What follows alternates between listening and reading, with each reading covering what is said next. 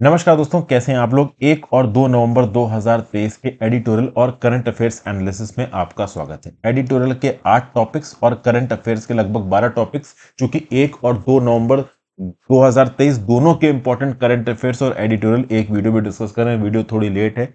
अब देखिए कि काम मेरे पास बहुत है, नींद ठीक से पूरी हो नहीं पाती है, बीच में तबीयत गड़बड़ हो जाती है, तो इसके चक्कर में वीडियोस थोड़ा बहुत इधर उधर हो सकती हैं, बट वीडियोस आपको मिल जाएंगी। ओवरऑल कल की भी वीडियो हो सकता है एक लंबी वीडियो बने 3 और 4 नवंबर की, लेकिन आपको कंसोलिडेटेड बेसिस पे वीडियो मिलती रहेगी और उसका डिटेल्ड एनालिसिस भी यहाँ पे मिलता रहेगा। साथ साथ दोस्तों, प्रीलिम्स रिलेटेड इनिशिएटिव में यहाँ पे आ चुका है। पिछले साल मई 2022 से लेके इस साल 2023 तक के जितने भी overall prelims related specific information है वन लाइनर की, उसकी डिटेल्ड पीडीएफ मैं आपके लिए लेके आ रहा हूं। और उसके साथ साथ एक एक छोटी छोटी वीडियो में एक एक टॉपिक मैं आपके लिए 4 से 5 मिनट में एक्सप्लेन भी करूंगा। जैसे फॉर एग्जांपल पिछले साल के एक महीने की ओवरऑल ये मैंने पीडीएफ तैयार की। ये पीडीएफ तो आपको मिलेगी ही मिलेगी मेरे मेंटरशिप कोर्स में। इसके साथ साथ एक पीडीएफ में जो भी टॉपिक्स हैं उनको मैं एक एक वीडियो बना के आपके लिए प्रीलिम्स टिडबिट्स नाम का जो मेरा फोल्डर है मेंटरशिप कोर्स में, उसमें अपलोड करूंगा, ताकि ओवरऑल डिटेल में आप इन प्रीलिम्स के टॉपिक्स के बारे में जान सको। तो ओवरऑल जो मेन स्किल से रिलेटेड हंड्रेड्स ऑफ वीडियोस में डाल चुका हूं, जो मेंस की थीम से रिलेटेड भी वीडियो डाल चुका हूं, साथ साथ मेंटरशिप कोर्स में जो आपको टेस्ट सीरीज मिल रही है, उसके साथ साथ दोस्तों यहाँ पे ओवरऑल प्रीलिम्स का कंटेंट भी अब आपका मेंटरशिप कोर्स में अपलोड होना शुरू हो गया है। पहले महीने का कंटेंट बन चुका है, इसको रिकॉर्ड करना मैं जल्दी शुरू कर दूंगा, आपके लिए ये अपलोड होना जल्दी ही शुरू हो जाए। तो मेरी इन वीडियोस को अवेल करने के लिए आप मेरे मेंटरशिप कोर्स पे जा सकते हैं। www.harshitdwedi.com पे ये मेंटरशिप कोर्स आपको मिल जाएगा। साथ साथ मेरी ऐप हर्षित द्विवेदी एजुकेशन, जो कि एंड्रॉयड और iOS दोनों पे अवेलेबल है, वहां पे भी आप इस पर्टिकुलर कोर्स को स्टोर सेक्शन में जाके अवेल कर सकते हो। अगर आप इसके कंटेंट सेक्शन में जाओगे तो हंड्रेड्स की तादाद में आपको ऑलरेडी जो वीडियोस हैं वो अपलोडेड यहाँ पे मिल जाएंगी, थीम्स आपको अपलोडेड मिल जाएंगी, इसके साथ साथ टेस्ट सीरीज इसके साथ लॉग्ड इन है। तो काफी सारा कंटेंट आपके लिए ऑलरेडी अपलोडेड है और प्राइसेस भी इस समय पे काफी अफोर्डेबल है। तो चाहें तो आप टेकअप कर सकते हैं। नवंबर आ चुका है ऑलरेडी, इसमें जो शुरुआत में बच्चे ज्वाइन कर रखे हैं वही कंटेंट नहीं खत्म कर पा रहे हैं, इतना ज्यादा कंटेंट है। तो आप चाहो तो टेकअप कर सकते हो, अभी से आपको इस कंटेंट को पढ़ने में ठीक ठाक टाइम मिल जाएगा। चलिए आ जाते हैं अपने वापस एडिटोरियल एनालिसिस पे। पहला एडिटोरियल जो हम लोग डिस्कस करने वाले हैं वो होगा भाई आपका स्टॉक टेकिंग क्लाइमेट फाइनेंस। एक एक करके सारे एडिटोरियल्स आपके साथ डिस्कस करूंगा, पेशेंट तरीके सुनते रहिए, काफी लंबा डिस्कशन आज ही होने वाला है। भाई अगर आप देखो तो फ्यूचर क्लाइमेट नेगोशिएशंस में डेवलपिंग कंट्रीज और डेवलप्ड कंट्रीज, ये दो गुटों की तरह आपस में बहस कर रहे हैं और इन दोनों गुटों की बातों को मानना जरूरी है। खासकर डेवलपिंग कंट्रीज की बातों को मानना जरूरी है। डेवलपिंग कंट्रीज ये बोल रही हैं कि पास्ट में डेवलप्ड कंट्रीज ऑलरेडी डेवलप कर चुकी हैं, वो अपने हिस्से के क्लाइमेट एमिशंस कर चुकी हैं, तो डेवलपिंग कंट्रीज को अब क्लाइमेट एमिशंस करने दीजिए। अब डेवलप्ड कंट्रीज सामने सामने बोल तो नहीं सकती हैं, लेकिन अंदर से तो सोचेंगे ना कि भैया हमने अपनी काबिलियत के दम पे कॉलोनियलिज्म किया, इंपीरियलिज्म किया, दुनिया को लूटा, उसके लिए बैड चीज करी, उसके बेसिस पे हमने डेवलपमेंट किया, तो वो तो हमारा फायदा था ना। अब उसके बेसिस पे तुम बोलो कि अब तुम ज्यादा एमिशन करोगे तो तुम पहले कॉलोनियलिज्म कर लेते। ऐसा बोलते नहीं, बट अंदर से सोचते होंगे डेवलप्ड कंट्रीज वाले। अब अगर आप देखो तो बेसिकली कॉन्फ्रेंस ऑफ पार्टी 28 की मीटिंग होने वाली है 30 नवंबर से 12 दिसंबर को दुबई में, ठीक है ना। यहां पे क्लाइमेट चेंज 2023 सिंथेसिस रिपोर्ट तैयार की जाएगी।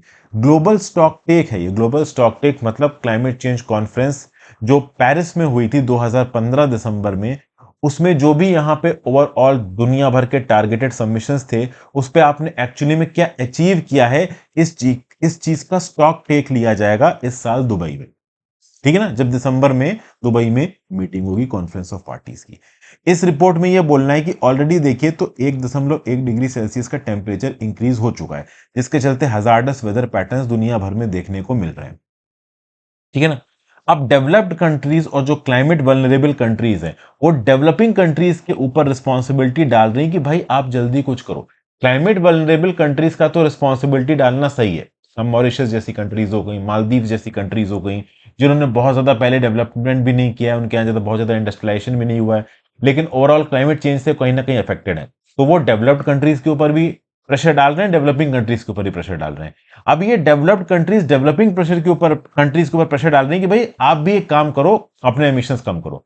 लेकिन इन डेवलप्ड कंट्रीज ने जो $100 बिलियन पर साल का क्लाइमेट फाइनेंस मोबिलाइजेशन करने को बोला था वो उन्होंने किया नहीं। सबसे खास बात दोस्तों ये है कि ये साल का $100 बिलियन बहुत इनएडिक्वेट है। जिस प्रकार के चैलेंजेस को झेलने की जरूरत है डेवलपिंग कंट्रीज को लो कार्बन डेवलपमेंट की तरफ जाने के लिए, क्लाइमेट रेजिलियंट डेवलपमेंट की तरफ जाने के लिए, उसके लिए $100 बिलियन इनफ नहीं है।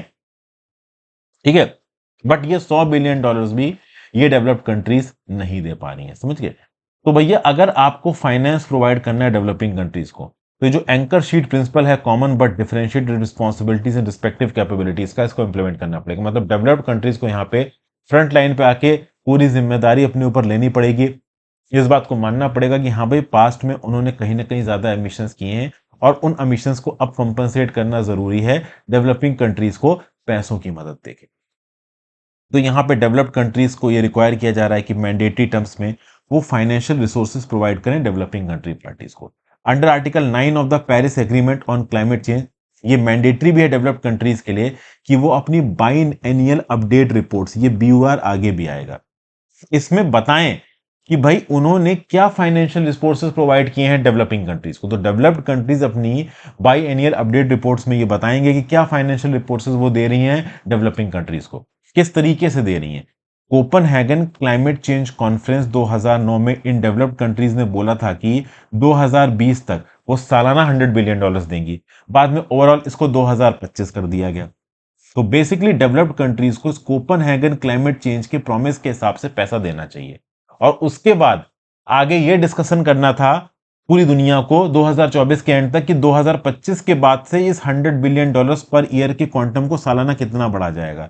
लेकिन खास बात दोस्तों ये है कि अब तक 2009 से लेके अब तक जो $100 बिलियन देना था साल का, वो भी नहीं दिया है। इनफैक्ट 26वें United Nations climate change conference Glasgow 2021 में डेवलप्ड कंट्रीज ने रिग्रेट से बोला कि भाई हम तो केवल $79.6 बिलियन ही यहां पे दे पाए। इनफैक्ट ये लोग जो हाई इंटरेस्ट लोन पे लोन घुमा रहे हैं ना डेवलपिंग कंट्रीज को, उसको तो काउंट कर ले रहे हैं अपनी ग्रांट के अंदर, जबकि ये $100 बिलियन तो ग्रांट थी, मतलब ये पैसे वापस नहीं लिए जाएंगे। तो जो लोन पे पैसा घुमा रहे हैं वो भी काउंट कर ले रहे हैं कि हाँ भाई देखो तुमने, हमने तुमको एनवायरमेंटल मदद दे दी। अब ये जो पेरिस एग्रीमेंट है जो कि 2015 में हुआ था, ये सेल्फ डिटरमिन्ड एफर्ट था सारी पार्टीज का। सबने अपने अपने नेशनली डिटरमिन्ड कॉन्ट्रीब्यूशंस दिए थे, सबने सब बोला था कि अगले 5 सालों में वो अपनी तरफ से क्या क्या करेंगे। अगर इन एनडीसी में जो जो भी उन्होंने करने को बोला आप उसको मान भी लो, तब भी overall 1.5 degree centigrade temperature rise overshoot कर जाएगा।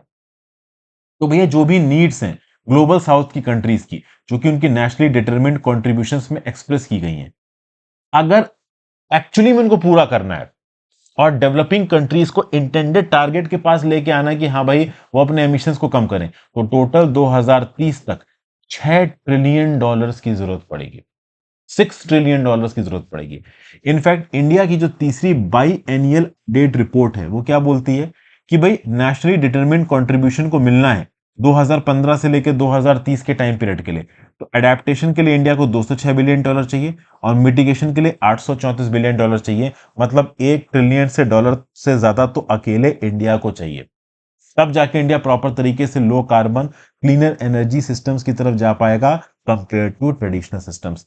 क्या इतना पैसा developed countries as a grant India को देंगी क्लाइमेट चेंज के लिए? भाई ये तो ना के बराबर पॉसिबल है, समझ गए। अब एक्चुअली में पैसा दिया कैसे जाता है, तो कुछ फाइनेंशियल मैकेनिज्म को बना के रखा गया है United Nations framework convention on climate change के अंदर। अगर आप देखो तो और भी फैक्टर्स देखने हैं। भाई इंडिया को लो कॉस्ट एनर्जी अल्टरनेटिव्स की तरफ जाना है, लो एमिशन एनर्जी अल्टरनेटिव। उसके साथ साथ जो हाई इंटेंसिटी एनर्जी है ना, जैसे कोल पावर प्लांट्स हो गए, इस प्रकार के एनर्जी इंटेंसिव सेक्टर्स में इंडिया में 3.6 मिलियन 36 लाख से ज्यादा लोग काम करते हैं 159 डिस्ट्रिक्ट्स में, जिसमें कोल की माइनिंग वगैरह हो गई, पावर सेक्टर हो गया। तो बेसिकली अगर आप लो कार्बन अल्टरनेटिव्स की तरफ जा रहे हो तो इन सब लोगों का लाइवलीहुड जाएगा, तो उनके लाइवलीहुड के लिए भी कुछ करना पड़ेगा, तो वो खर्चा भी यहाँ पे इंडिया को अकाउंट करना है। तो डेवलप्ड कंट्रीज को मैंडेटरीली फाइनेंशियल रिसोर्सेज प्रोवाइड करने हैं डेवलपिंग कंट्रीज को, तब जाके ओवरऑल यहाँ पे एक्चुअली में डेवलप्ड कंट्रीज डेवलपिंग कंट्रीज के ऊपर रियल प्रेशर डाल पाएंगी कि आप भाई ये करिए। अब देखिए जितना यहाँ पे फेयर वैल्यूज का बहुत कम दे रही है डेवलप्ड कंट्रीज। यूनाइटेड स्टेट्स का जो भी फेयर शेयर था 2020 में, ऐसा बोला गया कि उन्होंने केवल 5% यहाँ पे डोनेट किया। डोनेट करने के लिए जो दो सबसे इंपॉर्टेंट मैकेनिज्म नजर आते हैं, एक तो है आपका ग्रीन क्लाइमेट फंड, ठीक है ना भाई। ग्रीन क्लाइमेट फंड को डेवलप्ड कंट्रीज ने बनाया फाइनेंस को मोबिलाइज करने के लिए। तो ये जो $100 बिलियन देना है कोपेनहेगन क्लाइमेट कॉन्फ्रेंस में जो बोला गया था, उसमें से थोड़ा बहुत इस ग्रीन क्लाइमेट फंड से आएगा। ठीक है ना भाई। अब अगर आप बात करो ग्रीन क्लाइमेट फंड की, तो ग्रीन क्लाइमेट फंड में 5 अक्टूबर अगर आप देखो 2023 को सेकेंड रिप्लेनिशमेंट आया। ठीक है ना। तो इसमें 25 कंट्रीज ने पार्टिसिपेट किया, 37 डेवलप्ड कंट्रीज में, जिसमें से उन्होंने $9.3 बिलियन कमिट किए हैं। ओके। और इसमें से कुछ वॉलेंट्री कॉन्ट्रीब्यूशंस डेवलपिंग कंट्रीज के भी हैं। तो डेवलपिंग कंट्रीज यहां पे ग्रीन क्लाइमेट फंड में पैसा दे रही हैं, जबकि डेवलपिंग कंट्रीज को मेजर चंक आपको पैसे का देना। फिर इसी प्रकार की फंडिंग एजेंसी है ग्लोबल एनवायरमेंट फैसिलिटी, जिसको हर 4 साल में एक बार भरा जाता है। तो बेसिकली इस प्रकार के फंडिंग मैकेनिज्म ओवरऑल कहीं ना कहीं यहाँ पे बहुत कम पड़ जा रहे हैं, वो उतने इनफ नहीं है जितने की यहाँ पे जरूरत है। जब याद करिए ग्लोबल फाइनेंशियल मेल्टडाउन आया था, तब इंटरनेशनल मॉनेटरी फंड के पास ओवरऑल ग्लोबल फाइनेंशियल क्राइसिस के समय पे दुनिया भर की इकोनॉमी से $1.1 ट्रिलियन आ गया। जब दुनिया भर का इकोनॉमिक सिस्टम खतरे में था, जब इकोनॉमिक सिस्टम खतरे में होता है, तब तो दुनिया भर की कंट्रीज इस प्रकार से आपस में एक दूसरे के साथ कोऑर्डिनेट करती है, मदद करने के लिए पहुंच जाती है। लेकिन जब इन्वायरमेंट की बात आती है, तो डेवलपिंग कंट्रीज डेवलप्ड कंट्रीज के ऊपर फेंक रही है और डेवलप्ड कंट्रीज डेवलपिंग कंट्रीज के ऊपर फेंक रही है। एक्चुअली में ग्राउंड लेवल पे अपना पैसा कोई भी लगाना नहीं जा रहा है एक लिमिट से ज्यादा। तो ये बात है। फिर अगला शुभदा चौधरी जी का एक आर्टिकल है, the silent annexation of West Bank. देखिए वेस्ट बैंक इजराइल, ये जो हमास वाली आप कह लो प्रॉब्लम चल रही है, ये हिजबुल्ला वगैरह, तो इससे रिलेटेड एक जियो पॉलिटिकल आर्टिकल और एक दो और आर्टिकल्स हैं, तो सब कुछ यहाँ पे देखेंगे। तो शुभदा चौधरी जी बोल रही है, वेस्ट एशियन पॉलिटिकल एनालिस्ट हैं, एडिटर हैं at the centre for India West Asia dialogue New Delhi.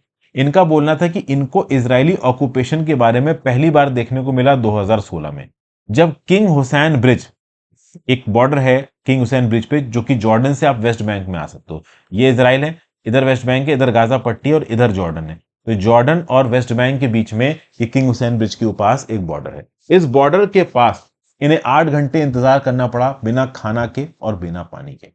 इन्होंने देखा कि किस प्रकार से पैलेस्टीनियन अरब्स लंबी लाइन लगा के जॉर्डन से इसराइल यानी वेस्ट बैंक के अंदर घुस रहे हैं।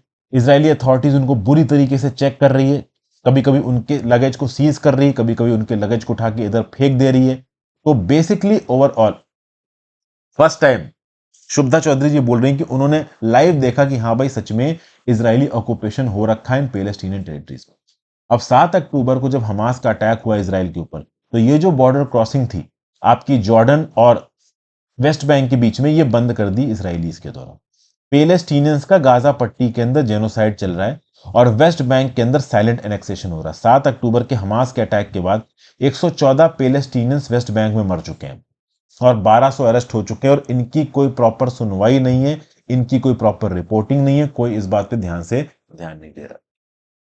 फिर ये बोल रही है कि जब ये वेस्ट बैंक में थी, तो वेस्ट बैंक में ये कोई मिस्टर हामी अमेर थे, उनके घर में रहा करती थी माशा विलेज में, कालदिया डिस्ट्रिक्ट में। अब पता नहीं वो जिंदा भी हैं कि नहीं है। ये house overall West Bank funds, जो कि अपार्थाइड वॉल होती है और एक तरफ जो ज्यूइश सेटलमेंट थे उसके बीच में था। ये बताते हैं कि किस प्रकार से यंग पैलेस्टीनियन चिल्ड्रन कभी भी अपनी माओ से नहीं मिल पाते थे, क्योंकि वेस्ट बैंक के अंदर भी छोटे छोटे आइसोलेटेड पॉकेट्स हो गए, और इन आइसोलेटेड पॉकेट्स के बीच में इसराइल की मिलिट्री खड़ी हुई है। तो एक पॉकेट का बंदा दूसरे पॉकेट में आराम से नहीं पहुंच पाता, उसको वहां जाने के लिए परमिट की जरूरत होती है, जो कि इजरायली अथॉरिटीज आसानी से इशू करती नहीं। हजारों की तादाद में पैलेस्टीनियंस को कभी मौका नहीं मिलता कि वो ईस्ट जेरूसलम में अल अस्का मॉस में पूजा कर सकें। ओवरऑल कहीं ना कहीं इजरायली अथॉरिटीज की तरफ से कुछ ना कुछ रिस्ट्रिक्शन है। अब वेस्ट बैंक में एक और अल नकबा देखने को मिल रहा है, मास एक्सोडस देखने को मिल रहा है। वर्स्ट हिट सिटीज हैं और रिफ्यूजी कैंप्स हैं, जेनिन, अकाबत जाबेर, कालदिया और कलंदिया। कुछ स्मॉलर बेदुइन जो कम्युनिटीज हैं, इनको भी यहाँ पे इवैक्यूएट किया जा रहा है, उनकी जमीन को यहाँ पे इजरायली ज्यूज द्वारा हड़का जा रहा है और उनके फॉर्म्स को वेंडलाइज किया जा रहा है।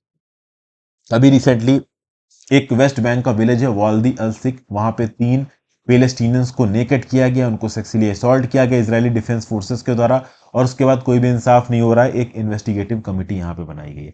वेस्ट बैंक में अगर आप देखें तो 3 मिलियन पैलेस्टीनियंस रहते हैं, लगभग 30 लाख पैलेस्टीनियंस, और 5 लाख इजरायली सेटलर्स हैं। ठीक है ना। तो ओवरऑल अगर आप देखो तो बेसिकली ये जो सेटलर्स है ना, वो तिज्जित तैसल पहुंचते हैं। ये बेसिकली जू का एक रिलीजियस सिंबल होता है, जिसको आप पहन के पता कर लेते हो कि हाँ भाई आप एक जू हो और जियोनिस्ट रेडिकल ग्रुप को बिलोंग करते हो। बेसिकली आप hard line right wing Israeli element हो, इस तरीके से बात कहने की कोशिश कर रही हैं। अब क्या है कि ज्यादातर वेस्ट बैंक में जो इलीगल इजरायली सेटलमेंट्स है वो है यदजार और हर ब्राका। ओके, बीटेसलम के हिसाब से, बीटेसलम क्या था, Israeli information centre for human rights in the occupied territories. 552 लोग जिसमें 173 माइनर्स हैं, उनको 7 अक्टूबर के बाद अपने घर छोड़ने पड़ गए सेफ्टी के लिए। ये वो लोग हैं जो कि कहीं ना कहीं इसराइल के ऑनस्लॉट से डर गए थे। हमास के अटैक के बाद इसराइल बहुत ही क्रूड और क्रूएल तरीके से सामने आया और कहीं ना कहीं ये लोग अपना घर छोड़ के भाग रहे हैं। अब इन लोगों के पास ना खाने का खाना और ना ही पीने का पानी जुटाने का तरीका है। इनफैक्ट ईस्ट जेरूसलम में ओमर हरामी जो कि डायरेक्टर हैं पैलेस्टीनियन एक्यूमेनिकल ऑर्गेनाइजेशन सबील के, इन्होंने क्या बोला कि several hundreds of Palestinians in East Jerusalem have had their phones searched and in some cases even destroyed by Israeli police in recent weeks. तो पैलेस्टीनियन इक्यूमेनिकल ऑर्गेनाइजेशन सबील उसका ये बोला है कि ईस्ट जेरूसलम में बहुत ज्यादा बुरी तरीके से पैलेस्टीनियंस की यहाँ पे सर्च की जा रही है, उनके फोन सीज किए जा रहे हैं, उनको तोड़ दिया जा रहा है। तो बेसिकली इसराइल का ऑन स्लॉट और इसराइल की सर्विलेंस कुछ ज्यादा ही हो गई है। फिर सोमरोन रीजनल काउंसिल करके एक जगह है जहां पे कुछ ज्यू सेटलमेंट है वेस्ट बैंक के अंदर। अब ओवरऑल यहाँ पे 45 जो इजरायली सेटलमेंट्स है ना, इनको इसराइल की civilian security forces 300 assault rifles बांटती है। तो बेसिकली ओवरऑल सिविलियंस को आप असॉल्ट राइफल क्यों दे रहे हो? ऑब्वियस सी बात है, इसका मतलब ये है कि अगर यहाँ पे पैलेस्टीनियन अरब्स आएंगे और आपके ऊपर अटैक करते हैं, कुछ भी गड़बड़ होती है, तो आप इनके ऊपर इस राइफल से अटैक कर सकते हो। तो ये तो स्टेट स्पॉन्सर्ड वायलेंस हो गया। इलीगल इजरायली सेटलमेंट से, एक तो आपके वेस्ट बैंक के अंदर, उसके अंदर आप बंदूकें बांट बांट के इन इलीगल इजरायली सेटलमेंट्स को लीगलाइज करवा रहे हो और पैलेस्टीनियन अरब्स के अगेंस्ट इनको इनडायरेक्टली स्ट्रांग करने की कोशिश कर रहे हो। तो ये किस प्रकार की चीजें चल रही हैं? जब शोमरोन रीजनल काउंसिल वालों से पूछा गया तो उन्होंने बोला, जो head of the council Yoshi Dagan, कि उन्होंने मिलियंस ऑफ शेकल्स इकट्ठे किए दुनिया भर के डोनर से और इन राइफल्स को खरीदा है। तो ये भैया डोनर कौन है? राइफल्स के लिए लाइसेंस कहां से मिला? इसके ऊपर क्या सर्वेलेंस है? क्या इजरायली स्टेट इसके ऊपर प्रॉपर सर्वेलेंस कर रहा है? तो बेसिकली इजरायली ऑक्यूपेशन का नेचर बहुत कॉम्प्लिकेटेड है और यहां पे दोनों चीजें हैं, एंटी सेमिटिज्म भी है और इस्लामोफोबिया भी है। तो पैलेस्टीनियन अरब्स के अगेंस्ट इस्लामोफोबिया है और इजरायली जूस के अगेंस्ट एंटी सेमिटिज्म यहां पे एग्जिस्ट करता है। अब यहां पे ऑथर ये बोल रहे हैं कि भाई 7 अक्टूबर को जो हमास का अटैक हुआ इसको आप जस्टिफाई नहीं कर सकते, लेकिन अगर ऐसा था तो पहले prime minister of Israel Benjamin Netanyahu ने इस हमास नाम के ग्रुप को सपोर्ट क्यों दिया? 2009 के बाद से आप देखो तो कतर का कैश बड़े आराम से हमास के पास पहुंच रहा। जी हां दोस्तों, ये बात बिल्कुल सच है। वेस्ट बैंक के अंदर जो पैलेस्टीनियन अथॉरिटी थी ना, उसको कमजोर करने के लिए इन पैलेस्टीनियन अरब्स को दो हिस्से में तोड़ने की कोशिश की बेंजामिन नेतन्याहू ने। अकेला फतह पार्टी बहुत ज्यादा डोमिनेंट ना हो जाए और पैलेस्टीनियंस की बड़ी रिप्रेजेंटेटिव ना हो जाए, तो फतह का एक अल्टरनेटिव होना चाहिए। तो होता है ना कि डिवाइड एंड रूल, तो इसराइल ने यहां पे डिवाइड एंड रूल खोला, वेस्ट बैंक के अंदर फतह और गाजा पट्टी के अंदर हमास। तो इसराइल वालों को लगा कि गाजा पट्टी के ये जो हमास मतलब अरब्स है ना, हमास ग्रुप है, इसको इनका रिप्रेजेंटेशन दे दो और इसके पास कतर का पैसा पहुंचने दो। तो मैं आपको बता दूं दोस्तों, hundreds of millions of dollar Qatar की तरफ से पहुंचाए हमास के लोगों के पास, पैलेस्टीनियन अरब्स के पास गाजा पट्टी के। तो इसराइल ने खुद पहुंचाया। इसराइल के पास इलेक्ट्रॉनिक ये पैसा आता है कतर से और फिर इसराइल कैश के फॉर्म में सूटकेसेस के थ्रू ये पैसा गाजा पट्टी के अंदर पहुंचाता है। इनफैक्ट बड़े तादाद में जो गाजा पट्टी के अंदर रहने वाले लोग हैं ना, उनको वर्क परमिट मिलता है ताकि वो आके काम कर सके कहां पे? आपका इसराइल के अंदर। जी हां दोस्तों, इनफैक्ट लगभग कह लीजिए कि 20,000 वर्क परमिट दिए गए थे अकेले 2023 में। ओके, 3-4 साल पहले तक 3,000 वर्क परमिट। तो डेली के बेसिस पे 20,000 लोग गाजा पट्टी से मेनलैंड इसराइल में आ सकते थे। ठीक है, तो कुल मिला के बेंजामिन नेतन्याहू की जो पॉलिसी थी कि हाँ भाई, पैलेस्टीनियन अथॉरिटी को कमजोर करने के लिए 2 पावर सेंटर्स निकालो, उसमें से अब ये हमास पावर सेंटर इसराइल की मदद से बड़ा हुआ। इसराइल ने फैसिलिटेट किया कि कतरी पैसा, हालांकि केवल कतरी पैसा नहीं पहुंचा है हमास के पास, और बहुत सारे इंटरनेशनल डोनर से पैसा पहुंचा हमास के पास। अब ये हमास वाले इसराइल के ऊपर ही उल्टा अटैक कर रहे हैं। तो ये तो कभी ना कभी होना ही था। डिवाइड एंड रूल की स्ट्रेटजी कभी ना कभी तो आपके ऊपर बैकफायर करती है। ठीक है ना भाई? तो ये सब बातें ओवरऑल यहाँ पे बताई जा रही हैं। फिर कोई मिस्टर डहलान करके हैं, ये वेस्ट बैंक में जो रमल्ला की सरकार थी इसमें से अलग हो गए। जो अभी के लिए ओवरऑल महमूद अब्बास हैं, वो नहीं चाहते थे कि डहलान उनके साथ कंपटीशन में आए। तो बेसिकली कहीं ना कहीं वेस्ट बैंक के अंदर जो फतह पार्टी है वो भी अंदर से टूटी हुई है। इंटरनल फ्रैक्शंस फतह पार्टी के अंदर और जो ट्रस्ट डेफिसिट था, इसको और एक्यूट बनाने की कोशिश की इसराइल ने। और ये करते करते इसराइल ने कहीं ना कहीं हमास को एक प्लस पॉइंट दे दिया। अब हमास यहाँ पे इतना ज्यादा स्ट्रांग बन के उभरा है कि ओवरऑल कहीं ना कहीं वो फतह पार्टी की ही लीडरशिप को चैलेंज कर रहा है, और फतह पार्टी की उतनी फॉलोअरशिप भी नहीं। इस बीच में अगर आप देखो तो कुछ रेडिकल ग्रुप्स भी है, जैसे Al Aqsa Martyrs Brigade, Jenin Brigade, Lions Den Nablus में पैलेस्टीन इस्लामिक जिहाद, इन सब की लीडर्स को ऑलरेडी इसराइल यहाँ पे मार चुका है। तो वेस्ट बैंक के अंदर लिटरली इसराइल का कोई भी अपोजिशन करने वाला नहीं है। वो अलग बात है कि जंग हो जाए और हजबुल्ला यहाँ पे और ईरान यहाँ पे मदद में आ जाए पैलेस्टीनियंस की, तो एक अलग बात है। बट वेस्ट बैंक के अंदर कोई क्रेडिबल अथॉरिटी नहीं जो इसराइल को क्वेश्चन कर सके। एक ही क्रेडिबल अथॉरिटी यहाँ पे उठ के आई है, हमास। तो बेटर यही रहेगा, ऑथर कह रही है कि हम टू स्टेट सॉल्यूशन की तरफ जाएं, एक प्रॉपर रेफरेंडम कंडक्ट करवाया जा सकता है वेस्ट बैंक के इलाके, गाजा के इलाके में, जिसके थ्रू ओवरऑल लोग वोट डाल के ये चुन सके कि भाई उनको कहाँ रहना है और कहाँ नहीं रहना है। तो बेसिकली जो इजरायली सेटलर्स वहां पे आ गए उनको बाहर निकालने की जरूरत नहीं, वो भी वहां पे रह सकते हैं। एक टू स्टेट टाइप का सॉल्यूशन जहां पे ओवरऑल पैलेस्टीनियंस को वेस्ट बैंक में और गाजा पट्टी में अपनी अपनी इंटरनल ऑटोनॉमी दे दी जाए, तो कुछ इस प्रकार का सेटलमेंट हो जाए तो बहुत बढ़िया है। बट आपको भी पता है कि इसराइल कभी भी सेटलमेंट के लिए तैयार नहीं होगा, ठीक है ना। फिर आगे जाते हैं दोस्तों, railways must upgrades it's signalling and telecommunication network. अभी रिसेंटली विजयनागरम डिस्ट्रिक्ट आंध्र प्रदेश में ट्रेन एक्सीडेंट होता है, 13 लोगों की जान जाती है, 38 लोग इंजोर हो जाते हैं। और इससे फिर से हमारा ध्यान जाता है inadequacies in the railway safety system पे। एक स्टेशनरी ट्रेन खड़ी थी विशाखापट्टनम पालसा पैसेंजर, ठीक है ना, इसको हिट कर दिया विशाखापट्टनम रायगढ़ पैसेंजर ने कर्नाटका पल्ली स्टेशन पे, जो कि विशाखापट्टनम से 36 किलोमीटर दूर है। अभी अगर आप देखो तो कुछ महीनों पहले जून में ओवरऑल एक हॉरिफिक 3 ट्रेन कॉलिजन हुआ था उड़ीसा के बालासोर डिस्ट्रिक्ट में, जहां पे कम से कम 275 लोगों की जान गई। उससे ज्यादा कितने लोगों की जान गई उसका तो अभी हिसाब ही नहीं है। अब दोनों ही एक्सीडेंट्स में ह्यूमन एरर एक बड़ा फैक्टर हो सकता है, सिग्नलिंग इंटरफेरेंस भी एक बड़ा फैक्टर हो सकता है। इनफैक्ट सिग्नलिंग इंटरफेरेंस बालासोर वाले एक्सीडेंट में और विजयनागरम वाले एक्सीडेंट में, दोनों में ही सस्पेक्टेड है। दोनों ही एक्सीडेंट्स में जो कवच नाम का indigenously developed train collision avoidance system वो ऑपरेशनल था नहीं। तो ये ट्रेजिडी क्वेश्चन उठाती है कि जो टॉप लीडरशिप है इंडियन रेलवेज की, वो बार बार रेल सेफ्टी रेगुलेशंस को इन्फोर्स करने में फेल हो जाती है। ओवरऑल कोई प्रोएक्टिव और इंटेंसिव कैंपेन नहीं होता सरकार की तरफ से, ताकि लोगों को रिश्योर किया जा सके कि हाँ भाई इस प्रकार के एक्सीडेंट नहीं होंगे, और इस प्रकार के एक्सीडेंट्स होते ही रहते हैं। तो जो डीपर और क्रॉनिक इश्यूज हैं जिसने फंक्शनिंग ऑफ रेलवेज को पैरालाइज करके रखा गया, इनको एनालाइज करना जरूरी है। हमें अपने सिग्नलिंग और टेलीकम्युनिकेशन नेटवर्क को अपग्रेड करना जरूरी है, ह्यूमन रिसोर्सेज को डेवलप करना जरूरी है, ताकि ओवरऑल हम इतनी बड़ी मैसिव डिमांड को पूरा कर सकें पूरी सेफ्टी सिक्योरिटी के साथ। अब ऐसा नहीं कि सरकार रिक्रूटमेंट नहीं कर रही है। इनफैक्ट अगर आप देखो तो अप्रैल 2022 से लेकर जून 2023 के बीच में 1.12 लाख कैंडिडेट्स को इम्पैनल किया गया ऑपरेशनल सेफ्टी की पोस्ट पे। लेकिन एज ऑफ 1 जुलाई 2023 53,180 पोस्टें अभी भी खाली पड़ी हुई हैं, ठीक है ना भाई। तो जरूरी है कि आगे आने वाले समय में जो 11,111 क्रॉसिंग ग्रेड्स हैं इनकी इंटरलॉकिंग हो, मैकेनाइजेशन हो, track laying activity by track machines का ह्यूमन इंटरेस्ट कम हो, प्रोविजनिंग हो, इलेक्ट्रिकल और इलेक्ट्रॉनिक इंटरलॉकिंग सिस्टम्स की सेंट्रलाइज्ड ऑपरेशन हो पॉइंट्स और सिग्नल्स का 6,427 स्टेशन पे, ताकि जो भी एक्सीडेंट्स हो रहे हैं ह्यूमन फेलियर्स की वजह से उसको एलिमिनेट किया जा सके। इंप्लीमेंटेशन हो राष्ट्रीय रेल संरक्षा कोष का, रेन्यूअल और अपग्रेडेशन हो क्रिटिकल सेफ्टी एसेट्स का, इंप्रूव करें functioning of the railway system को, स्पेशली सेफ्टी को। ये सब सरकार डेफिनेटली करने की कोशिश कर रही है, लेकिन उसके बावजूद भी यहाँ पे एक्सीडेंट्स हो रहे हैं, मतलब कहीं ना कहीं गलती हो रही है। तो इस गलती की भाई अकाउंटेबिलिटी तो देखो फिक्स करनी पड़ेगी।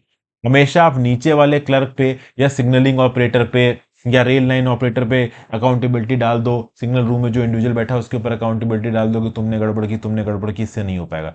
जब तक आप सीनियर रेलवे मैनेजमेंट स्टाफ को अकाउंटेबल नहीं करोगे तब तक बात यहाँ पे बनेगी नहीं। डिवीजन लेवल पे जो सीनियर रेलवे मैनेजमेंट है उसको यहाँ पे अकाउंटेबल ठहराना चाहिए जब भी एक एक्सीडेंट हो। तब ओवरऑल सीनियर लेवल का स्टाफ भी उतना ही अलर्ट रहेगा जितना नीचे का हो। हर ट्रेन का हर मिनट का कम्युनिकेशन कैप्चर होना चाहिए। ओवरऑल सरकार को यह बात ध्यान देनी चाहिए कि जो भी मेंबर्स रेलवे बोर्ड में आ रहे हैं वो प्रोफिशिएंट टेक्नोक्रेट्स हो, प्रोफेशनल्स हो रेलवे सिस्टम्स के। तब जाके रेलवे सिस्टम का एक होलिस्टिक रिवैम्प हम कर पाएंगे यहाँ पे इफेक्टिवली और सस्टेनेबली, ठीक है ना। फिर अगली news, blueprint to develop India by 2047 must be factor in critical governance reform. ये जो विजन एट द रेट 2047 वाला जो हमारी सरकार का टारगेट है कि 2047 तक इंडिया को डेवलप्ड कंट्री बनाएंगे, ये एक्चुअली मैं एक शॉर्ट में भी डिस्कस कर चुका हूं। लेकिन शॉर्ट में लिमिटेड इंफॉर्मेशन होती है, 1 मिनट का ही टाइम होता है, यहाँ पे डिटेल में डिस्कस करते हैं। अर्ली 2024 में प्रधानमंत्री मोदी जी एक रोड मैप अनवील करेंगे जिससे इंडिया को एक डेवलप्ड नेशन में बदला जा सके। डेवलप्ड नेशन क्या है कि 2047 तक इंडिया की इकोनॉमी कम से कम $30 ट्रिलियन हो, जब हम 100 साल इंडिपेंडेंस के कंप्लीट करें। इसको बोला गया vision India at the rate 2047 plan. अब देखिए हम लोग 2023 में चल रहे हैं दोस्तों, इस पर्टिकुलर प्लान में 24 साल है, बट डेफिनेटली इंडिया को इस प्रकार के प्लान्स बनाने चाहिए। क्या होता है ना दोस्तों, हमारे यहाँ पे जो डेमोक्रेटिक सरकारें हैं ना, वो सोचती हैं कि यार अगले 5 साल का ही प्लान बनाओ, क्योंकि उनको पता नहीं है कि आज से 20 साल बाद वो ताकत में होंगी कि नहीं होंगी। आजकल तो भाई पॉलिटिक्स इतनी ज्यादा, आप कह लो, अनप्रिडिक्टेबल होगी कि कब कौन सी सरकार बन जाए गिर जाए पता नहीं। ठीक है ना, डेमोक्रेटिक सेटअप रहे भी, कब प्रेसिडेंशियल सेटअप आ जाए इंडिया के अंदर 2047 तक, भी नेवर नो क्या होने वाला है। लेकिन हमें लॉन्ग टर्म प्लानिंग जरूर करनी चाहिए। इंडिया की एक बड़ी कमी रही है, चाइना की अगर आप बात करो, चाइना में कम्युनिस्ट पार्टी का राज है, वो पता है कि उनका राज रहेगा, तो आराम से लंबे समय की प्लानिंग करते हैं। उसी प्रकार से इंडिया में लंबे समय की प्लानिंग की जरूरत है, जो कि अभी की सरकार के द्वारा की जा रही है। ठीक है ना, तो भैया टारगेट क्या है यहाँ पे कि इंडिया की इकोनॉमी 2047 तक $30 ट्रिलियन की होगी, जब हम 100 साल पूरे करेंगे। अब इसके लिए अगर आप देखो तो 2 साल से हमारे जो भी ऑफिशियल्स हैं अलग अलग मिनिस्ट्रीज के, वो दिमाग लगा रहे हैं। नीति आयोग भी यहाँ पे इस विजन डॉक्यूमेंट को फाइनलाइज कर रहा है, इसका जल्दी फाइनल शेप आएगा। इसके अंदर बहुत सारे सेंट्रल आइडियाज और गोल्स होंगे, अलग अलग सेक्टर्स के टॉप माइंड होंगे, जैसे कि वर्ल्ड बैंक प्रेसिडेंट अजय बांगा होंगे, एप्पल के चीफ टिम कुक होंगे, इंडियन इंडस्ट्रियलिस्ट होंगे। ये सब फाइन ट्यून करेंगे इस पर्टिकुलर प्लान को, ब्लाइंड स्पॉट्स को आइडेंटिफाई करेंगे। लोकसभा के इलेक्शन से पहले ये जो प्लान है वो यहाँ पे रिलीज किया जाए, और ये गवर्नमेंट की पॉलिसी प्लेबुक को दिखाएगा प्रोस्पेक्टिव वोटर्स के लिए। लेकिन इररिस्पेक्टिव ऑफ इलेक्टोरल आउटकम्स, जो फ्यूचर गवर्नमेंट्स है ना, उनको ओवरऑल ब्रॉड एजेंडा भी देखना। अब 1991 में इंडिया की इकोनॉमी ग्लोबल इकोनॉमी का 1.1% थी, आज की डेट में 3.5% पहुंच चुकी है। ऑलरेडी इंडिया की इकोनॉमी 5th लार्जेस्ट इकोनॉमी है दुनिया की, जिसको हमें और बढ़ाना है। तो बेसिकली ओवरऑल हमें कॉलिशन इंडिपेंडेंट रिजीम के अंदर ट्रिकियर चेंजेस को इंप्लीमेंट करके लैंड और लेबर से रिलेटेड जबरदस्त रिफॉर्म्स लाने की जरूरत है। इन रिफॉर्म्स में हो सकता है हमारे सामने कुछ प्रॉब्लमेटिक फैक्टर्स आए, लेकिन ग्लोबल इन्वेस्टर्स भी इंडिया के अंदर इन्हीं रिफॉर्म्स के दम पे आएंगे। उसके आगे सरकार को एक इनेबलर बनाना है। सरकार ही यहां पे काम करने लगे, डेवलपमेंट का बिजनेस चलाने लगे, ट्रेड करने लगे, वो सब नहीं करना। सरकार should work as a facilitator, it should work as an enabler. सरकार को माइक्रो मैनेज नहीं करना है चीजों को। तो पहले क्या होता था कि सरकारी सारे डिसीजंस ले रही है, वो सब हटाना है। अब सरकार उसकी तरफ जा रही है, लेकिन अभी भी कुछ गड़बड़ है, जैसे production linked incentive, import licensing, taxation लगाना। इस तरीके की कुछ पॉलिसीज ऐसे हैं जिसके थ्रू सरकार माइक्रो मैनेज करती हुई नजर आ रही चीजों को, जो कि हमें नहीं करना है। ठीक है ना भाई, इस वीकेंड डॉक्यूमेंट में एक फोकस एरिया ये है कि भाई 2030 तक क्या गोल्स पूरे होने चाहिए, उसके बाद 2047 तक क्या गोल्स पूरे होने चाहिए, और उस पूरे प्रोसेस में इंडिया कहीं मिडिल इनकम ड्रिफ्ट में ना फंस जाए। मतलब हमारी ग्रोथ 4,000 या 5,000 या $6,000 पर कैपिटा के आके ना रुक जाए, जैसा कि अर्जेंटीना और बाकी बहुत सी कंट्रीज के साथ हुई है। तो 2030 से लेके 2047 के बीच में इंडिया को सालाना 9% की जीडीपी ग्रोथ रेट चाहिए, तब जाके हम 2047 तक कहीं डेवलप्ड कंट्री की कैटेगरी में पाएंगे। अब ये हम कर पाएंगे कि नहीं, ये आगे ही पता चलेगा।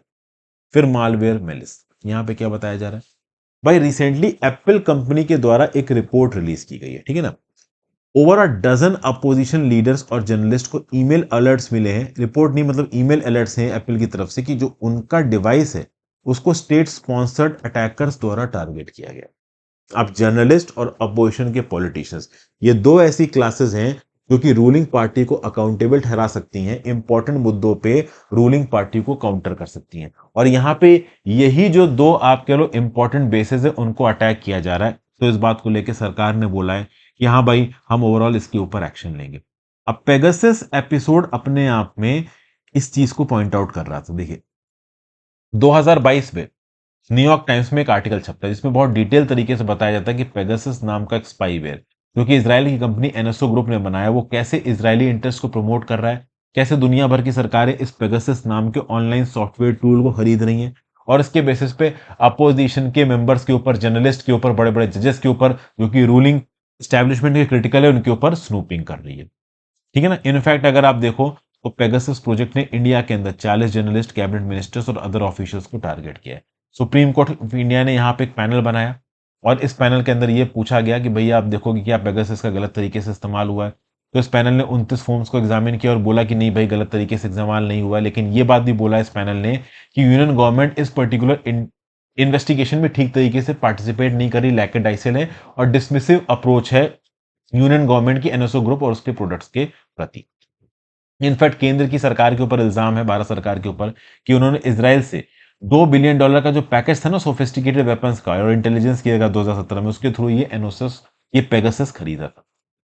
ऊपर से अगर आप देखो तो वेस्ट ने ओवरऑल इस पर्टिकुलर स्पाईवेयर यूज के ऊपर, एनएसओ के ऊपर, नाम की कंपनी के ऊपर सैंक्शंस वगैरह लगा दिए। अब तो एनएसओ नाम की कंपनी का चलना ही मुश्किल हो गया।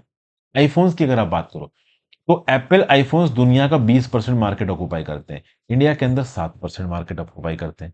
और बेसिकली अगर आप देखो तो डाइवर्स फैसिलिटीज और रोबस्ट सिक्योरिटी प्रोविजंस के लिए ये आईफोन्स जाने जाते हैं। उन आईफोन्स पे भी इफेक्टिव था ये पेगासस। ठीक है, अब तो खैर पेगासस एक्सप्लॉइट्स को एप्पल ने आइडेंटिफाई किया और उनको फिक्स कर रहा है, लेकिन फिर भी लूप होल्स नए बनते रहते हैं। एनएसओ नाम की कंपनी के ऊपर भी एप्पल ने यहां पे सू कर दिया है, लीगल अपोजिशन शुरू कर दिया है। तो कुल मिला के बात यहां पे ये है कि पेगासस जैसे और केसेस आगे निकल के आएंगे और रूलिंग एस्टैब्लिशमेंट्स के ऊपर ये इल्जाम लगता रहेगा कि सर्वेलेंस कर रहा है रूलिंग एस्टैब्लिशमेंट, किसके ऊपर? जर्नलिस्ट के ऊपर, अपोजिशन मेंबर्स के ऊपर। तो भैया इस चीज को कोऑर्डिनेटेड तरीके से सॉर्ट आउट करने की जरूरत है। जो भी सुप्रीम कोर्ट का पैनल बना है सही तरीके से काम करना चाहिए, केंद्र की सरकार को उसके साथ कोऑर्डिनेट करना चाहिए, मतलब हेल्पफुल होना चाहिए। ये सब बातें यहाँ पे बोली जा रही हैं और सरकार को यहाँ पे इमीडिएटली क्लीन आना चाहिए अपनी डीलिंग्स के ऊपर कि हाँ भाई उन्होंने एनओसो से सॉफ्टवेयर खरीदा कि नहीं खरीदा, खरीदा तो कहाँ पे उसको यूज किया, नहीं यूज किया। अभी तो बहुत आइडियलिस्टिक है ना, सरकार ने अगर कुछ गलत भी किया तो ओपनली इस बात को मानेंगे नहीं ना। आपने अगर कुछ गलत किया तो आप ओपनली इस बात को मान लोगे क्या? लेकिन यहाँ पे बोल रहे कि नहीं मानना चाहिए, डेमोक्रेटिक कंट्री, कोई भी नहीं मानता है, फिर सरकार में कोई भी पार्टी बैठी हो।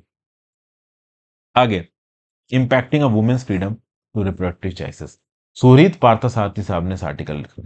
देखिए इसका बैकग्राउंड आपको ऑलरेडी पता है, मैंने कई बार इस पर्टिकुलर न्यूज को कवर किया आपके साथ, पिछले एक महीने में 2-3 बार कम से कम इस न्यूज के ऊपर बातचीत हुई है करंट अफेयर्स और एडिटोरियल में, और डिटेल में इस टॉपिक को मेंटरशिप कोर्स में कवर किया है। पीडीएफ बन गई है, अगर आपके सामने अब तक वीडियो नहीं आई तो आगे आ जाएगी। 16 अक्टूबर को x versus union of India case में सुप्रीम कोर्ट ने ओवरऑल एक वुमेन को अपनी 26 वीक लंबी प्रेगनेंसी को टर्मिनेट करने से मना कर दिया। इस बेंच को लीड कर रहे थे chief justice of India D Y Chandrachud साहब। उन्होंने बोला कि यह प्रेगनेंसी का case medical termination of pregnancy act 1971 के एम्बिट में नहीं आता। कोर्ट ने बोला कि भाई 24 हफ्तों के बियॉन्ड अगर आपको अपनी प्रेगनेंसी को टर्मिनेट करवाना है, अबॉर्शन करवाना है एमटीपी एक्ट के अंदर, तो भाई यहां पे ये प्रूव होना चाहिए कि जो फीटस है वो मां के अंदर एक सब्सटेंशियल एबनॉर्मलिटी लेके आता है और वुमेन की लाइफ यहां पे डायरेक्ट थ्रेट के अंदर है। अगर वो वायबल फीटस है जो कि बच्चे में कन्वर्ट हो सकता है, तो ओवरऑल मतलब अगर थ्रेट है, अगर उस फीटस से मां की जान को खतरा है, तब तो भाई उस पर्टिकुलर प्रेगनेंसी को आप टर्मिनेट कर सकते हो। बट आपकी जान को खतरा नहीं है और ओवरऑल वो बच्चा इतना डेवलप हो चुका है कि आपके पेट के बाहर पल सकता है, तो अब उसका फंडामेंटल राइट हो गया, अब आप उसको मार नहीं सकते। समझ गए? लेकिन अब देखिए, सुप्रीम कोर्ट ने एक लाइन खींची, सुप्रीम कोर्ट ने कोई explicit right to the unborn नहीं दिया है, बट ये जरूर बोल दिया है कि अगर एक बच्चे के अंदर इतनी काबिलियत हो गई है कि वो सरवाइव कर सकता है आउटसाइड ऑफ मदर्स यूटेरस, तो women's right to choose stands extinguished. मतलब बच्चा इतना बड़ा हो गया है कि वो मां के यूटेरस के बाहर जिंदा रह सकता है, तो इसका मतलब अब ये क्लियर है कि भाई मां को अनडिस्टिंग्विश्ड राइट नहीं है अबॉर्शन का, उस बच्चे के अंदर भी जान आ चुकी है, जिंदगी आ चुकी है। इस केस में अबॉर्शन तभी हो सकता है अगर उस बच्चे से मां की जान को सीधे सीधे खतरा हो जाए, और यहां पे इस मां की जान को बच्चे से खतरा नहीं था, इसलिए सुप्रीम कोर्ट ने अबॉर्शन की परमिशन नहीं दी। अब सुरीत पार्थसारथी साहब बोल रहे हैं ये भाई गलत है, मां को यहां पे ओवरऑल अबॉर्शन की राइट है। किस बेसिस पे ये बोल रहे हैं कि भाई क्या एक फीटस के पास ऑटोनोमस मॉरल स्टेटस है, क्या लीगल स्टैंडिंग है, क्या कॉन्स्टिट्यूशनल राइट्स हैं? मतलब वो अभी इंसान नहीं बना है, मां के पेट के अंदर है। हाँ भाई उसका आप पैदा करोगे तो जिंदा रहेगा, बट अभी प्रॉपर जिंदा नहीं हुआ तो प्रॉपर कॉन्स्टिट्यूशनल राइट नहीं है। तो अभी जो उसके राइट हैं वो मां के प्राइवेसी और डिग्निटी से ज्यादा बड़े नहीं है, तो मां अपनी प्राइवेसी और डिग्निटी के लिए उस बच्चे को मार सकती है। अब यहां पे जो लेडी है वो 26 हफ्ते प्रेग्नेंट है भाई, 26 हफ्ता 6 महीने से ज्यादा होता है। आप 6 महीने में ये डिसाइड ही नहीं कर पाए कि आपको अबॉर्शन करना है कि नहीं करना है। प्रेग्नेंट होना आज की डेट में अपने आप में बड़ी बात हो जाती है। यहां पे लेडी ने बहुत सारे पॉइंट्स दिए हैं कि भाई 20 हफ्ते तक तो उसको यहां पे पता ही नहीं चला, अब हो सकता है कोर्ट इन सब पॉइंट्स को मानने को तैयार ही ना हो कि 20 हफ्ते तक एक लेडी को पता ही नहीं चला कि वो प्रेग्नेंट है, चूंकि प्रेगनेंसी की ऑब्वियस सी बात है, कुछ कॉम्प्लिकेशंस और साइंस एक मैरिड लेडी को दिखने लगते हैं, या फिर जो भी लेडी प्रेग्नेंट है उसको दिखने लगते हैं। मैरिड मेरे मुंह से गलती से निकल गया, उसको अदरवाइज मत लीजिएगा। तो ये सब बातें ओवरऑल यहाँ पे बोली जाती है। तो सोहरीत पार्थी साहब यहाँ पे बोल रहे हैं कि भाई बच्चे के पास यहाँ पे कोई फंडामेंटल राइट नहीं है, लेकिन उस माँ का फंडामेंटल राइट है अपनी प्राइवेसी और डिग्निटी के ऊपर। तो बेसिकली उसको यहाँ पे प्रेगनेंसी टर्मिनेट करने की परमिशन मिलनी चाहिए। यहाँ पे क्या क्या लॉजिक दे रहे हैं सूरित पार्थसारथी साहब? 27 साल की मैरिड वूमेन है, ऑलरेडी उनके 2 बच्चे हैं, उनका जो दूसरा बच्चा है वो 1 साल से भी कम का है, ठीक है ना? उसको अपनी प्रेगनेंसी के कोई बारे में 20 हफ्तों के बाद पता चला, उसकी मेंटल कंडीशन यहाँ पे अच्छी नहीं है। फिर उसको एक और प्रॉब्लम हो गई जिसका नाम है लैक्टेशनल एमेनोरिया। इनके जो पति हैं वो उतना कमा नहीं पाते हैं कि वो तीसरा बच्चा ठीक तरीके से पाल पाए। तो इन सब बेसिस पे ओवरऑल वो यहाँ पे इस पर्टिकुलर प्रेगनेंसी को अबॉर्ट करना चाहती थी, टर्मिनेट करना चाह रही थी। उनको इतना समय लग गया, वो अपने आप में क्वेश्चन वाली बात है। हालांकि उनका ये कहना है कि 20 हफ्ते तो उनको पता ही नहीं चला कि वो प्रेग्नेंट है। अब शुरू में तो जो केस गया था ना, वो 2 जज बेंच के पास गया था सुप्रीम कोर्ट की, और दोनों लेडीज थी, एक थी जस्टिस हिमा कोहली जी, एक थी जस्टिस बीवी नागरत्न, ठीक है ना? अब ओवरऑल अगर आप देखो तो इन दोनों जजेस का क्या बोलना था? जस्टिस हिमा कोहली का ये बोलना था कि इनका जो जुडिशियल कॉन्शियंस है ना, वो इनको अलाउ नहीं करता कि वो अबॉर्शन परमिट करें। जस्टिस नागरत्ना जी का बोलना था कि भाई अबॉर्शन अबॉर्ट जिस लेडी को करवाना है उस लेडी के राइट को रिस्पेक्ट करना चाहिए, तो हाँ भाई उसको अबॉर्शन करवाने दो। तो दोनों जजेस के बीच में आपस में ठन गई, इम्पासे हो गया। तो भाई ओवरऑल केस एक बड़ी जज बेंच के पास चला गया, और बड़ी जज बेंच अब यहाँ पे क्या बोल रही है, 5 जज की बेंच, कि नहीं भाई आप अबॉर्शन अलाउ नहीं कर सकते, ठीक है? तो ये चीज वहां पे ओवरऑल बोली जा रही है। अब सूरित पार्थसारथी साहब एक दूसरे केस के साथ इसको रिलेट कर रहे हैं। ये रिलेट कर रहे हैं in X versus the government of Delhi. इसमें क्या था कि 9 जज की बेंच बैठी थी, और इसमें पुत्तु स्वामी रूलिंग में क्या बोला गया, आर्टिकल 21 ऑफ द कॉन्स्टिट्यूशन के अंदर, कि हर इंडिविजुअल के पास ऑटोनॉमी होगी अपनी बॉडी और माइंड के ऊपर, और वुमेन के पास कंप्लीट फ्रीडम होगी टू मेक रिप्रोडक्टिव चॉइसेस, ठीक है ना? तो वुमेन के पास कंप्लीट फ्रीडम है रिप्रोडक्टिव चॉइसेस। उस पर्टिकुलर पुत्तु स्वामी जजमेंट में खुद जस्टिस चंद्रचूड़ साहब ने बोला था कि in case of an unwanted और incidental pregnancy the burden invariably falls on the pregnant woman affecting her mental and physical health. Article 21 of the constitution recognizes and protects the right of a woman to undergo termination of pregnancy if her mental और physical health is at stake, ठीक है ना? मतलब women के पास ही अकेले जिम्मेदारी है उसकी बॉडी के ऊपर, राइट की, और अल्टीमेट डिसीजन मेकर है कि उसे अबॉर्शन कराना चाहिए नहीं कराना चाहिए। तो बेसिकली ये जो पुत्तु स्वामी जजमेंट था आर्टिकल 21 का, ये कब का जजमेंट है? ये भाई आपका पुत्तु स्वामी जजमेंट का जजमेंट है, ये आया था 2017 में। तो बेसिकली उस जजमेंट में तो आप ओवरऑल कंप्लीट बॉडली ऑटोनॉमी की बात कर रहे हो, यहाँ पे सूरित पार्थसारथी साहब बोल रहे हैं, और आप वुमेन से बोल रहे हो कि हाँ भाई वुमेन ही डिसाइड करेगी कि उसको अबॉर्शन करना है कि नहीं करना है, वुमेन का पूरा राइट है अपनी बॉडी के ऊपर। तो उस समय पे तो आपने सारा फ्रीडम और सारा राइट वुमेन को दे दिया। अब आप बोल रहे हो कि नहीं भाई वुमेन के पास राइट नहीं है, राइट तो अब बच्चा अगर पूरी तरीके से वुमेन के शरीर के बाद सर्वाइव कर सकता है तो बच्चे के पास भी राइट आ गया। तो अब ये कंफ्लिक्टिंग बातें आप यहाँ पे क्यों कर रहे हो? तो पुत्तु स्वामी जजमेंट केस और रिसेंटली यहाँ पे जो 5 जज की बेंच ने, कॉन्स्टिट्यूशन बेंच ने डिसीजन दिया है इस लेडी को राइट नहीं दिया अबॉर्शन का, ये आपस में एक दूसरे के साथ कंफ्लिक्ट हो रहा है। तो बेसिकली सुरहित पार्थसारथी साहब यहाँ पे यही बोलने की कोशिश कर रहे हैं कि सुप्रीम कोर्ट का जजमेंट यहाँ पे गलत है, इस लेडी को अबॉर्शन करने का राइट होना चाहिए। सबकी अपनी अपनी अलग राय है। ओवरऑल कुछ लोगों की तो बड़ी एक्सट्रीम राय हो जाती है। मैंने जो शॉर्ट बनाया था इस पर्टिकुलर टॉपिक को लेकर, उसमें लोगों ने तो बड़े एक्सट्रीम टाइप के कमेंट कर रखे हैं। इतना एक्सट्रीम राय भी नहीं रखनी चाहिए, आपको अपने शब्द थोड़े भद्र तरीके से इस्तेमाल करने चाहिए। बट ठीक है, सब लोग अपनी अपनी राय दे सकते हैं, बट बेटर रहेगा कि राय आप थोड़ा सही तरीके से दो। ऑफेंडिंग शब्दों में राय देना ठीक नहीं होता, वो किसी के भी प्रति ऑफेंडिंग हो। अब रिसेंटली आर्टिफिशियल इंटेलिजेंस को लेके यूनाइटेड स्टेट्स के अंदर रिसेंटली एक एग्जीक्यूटिव ऑर्डर साइन किया जो बाइडेन ने।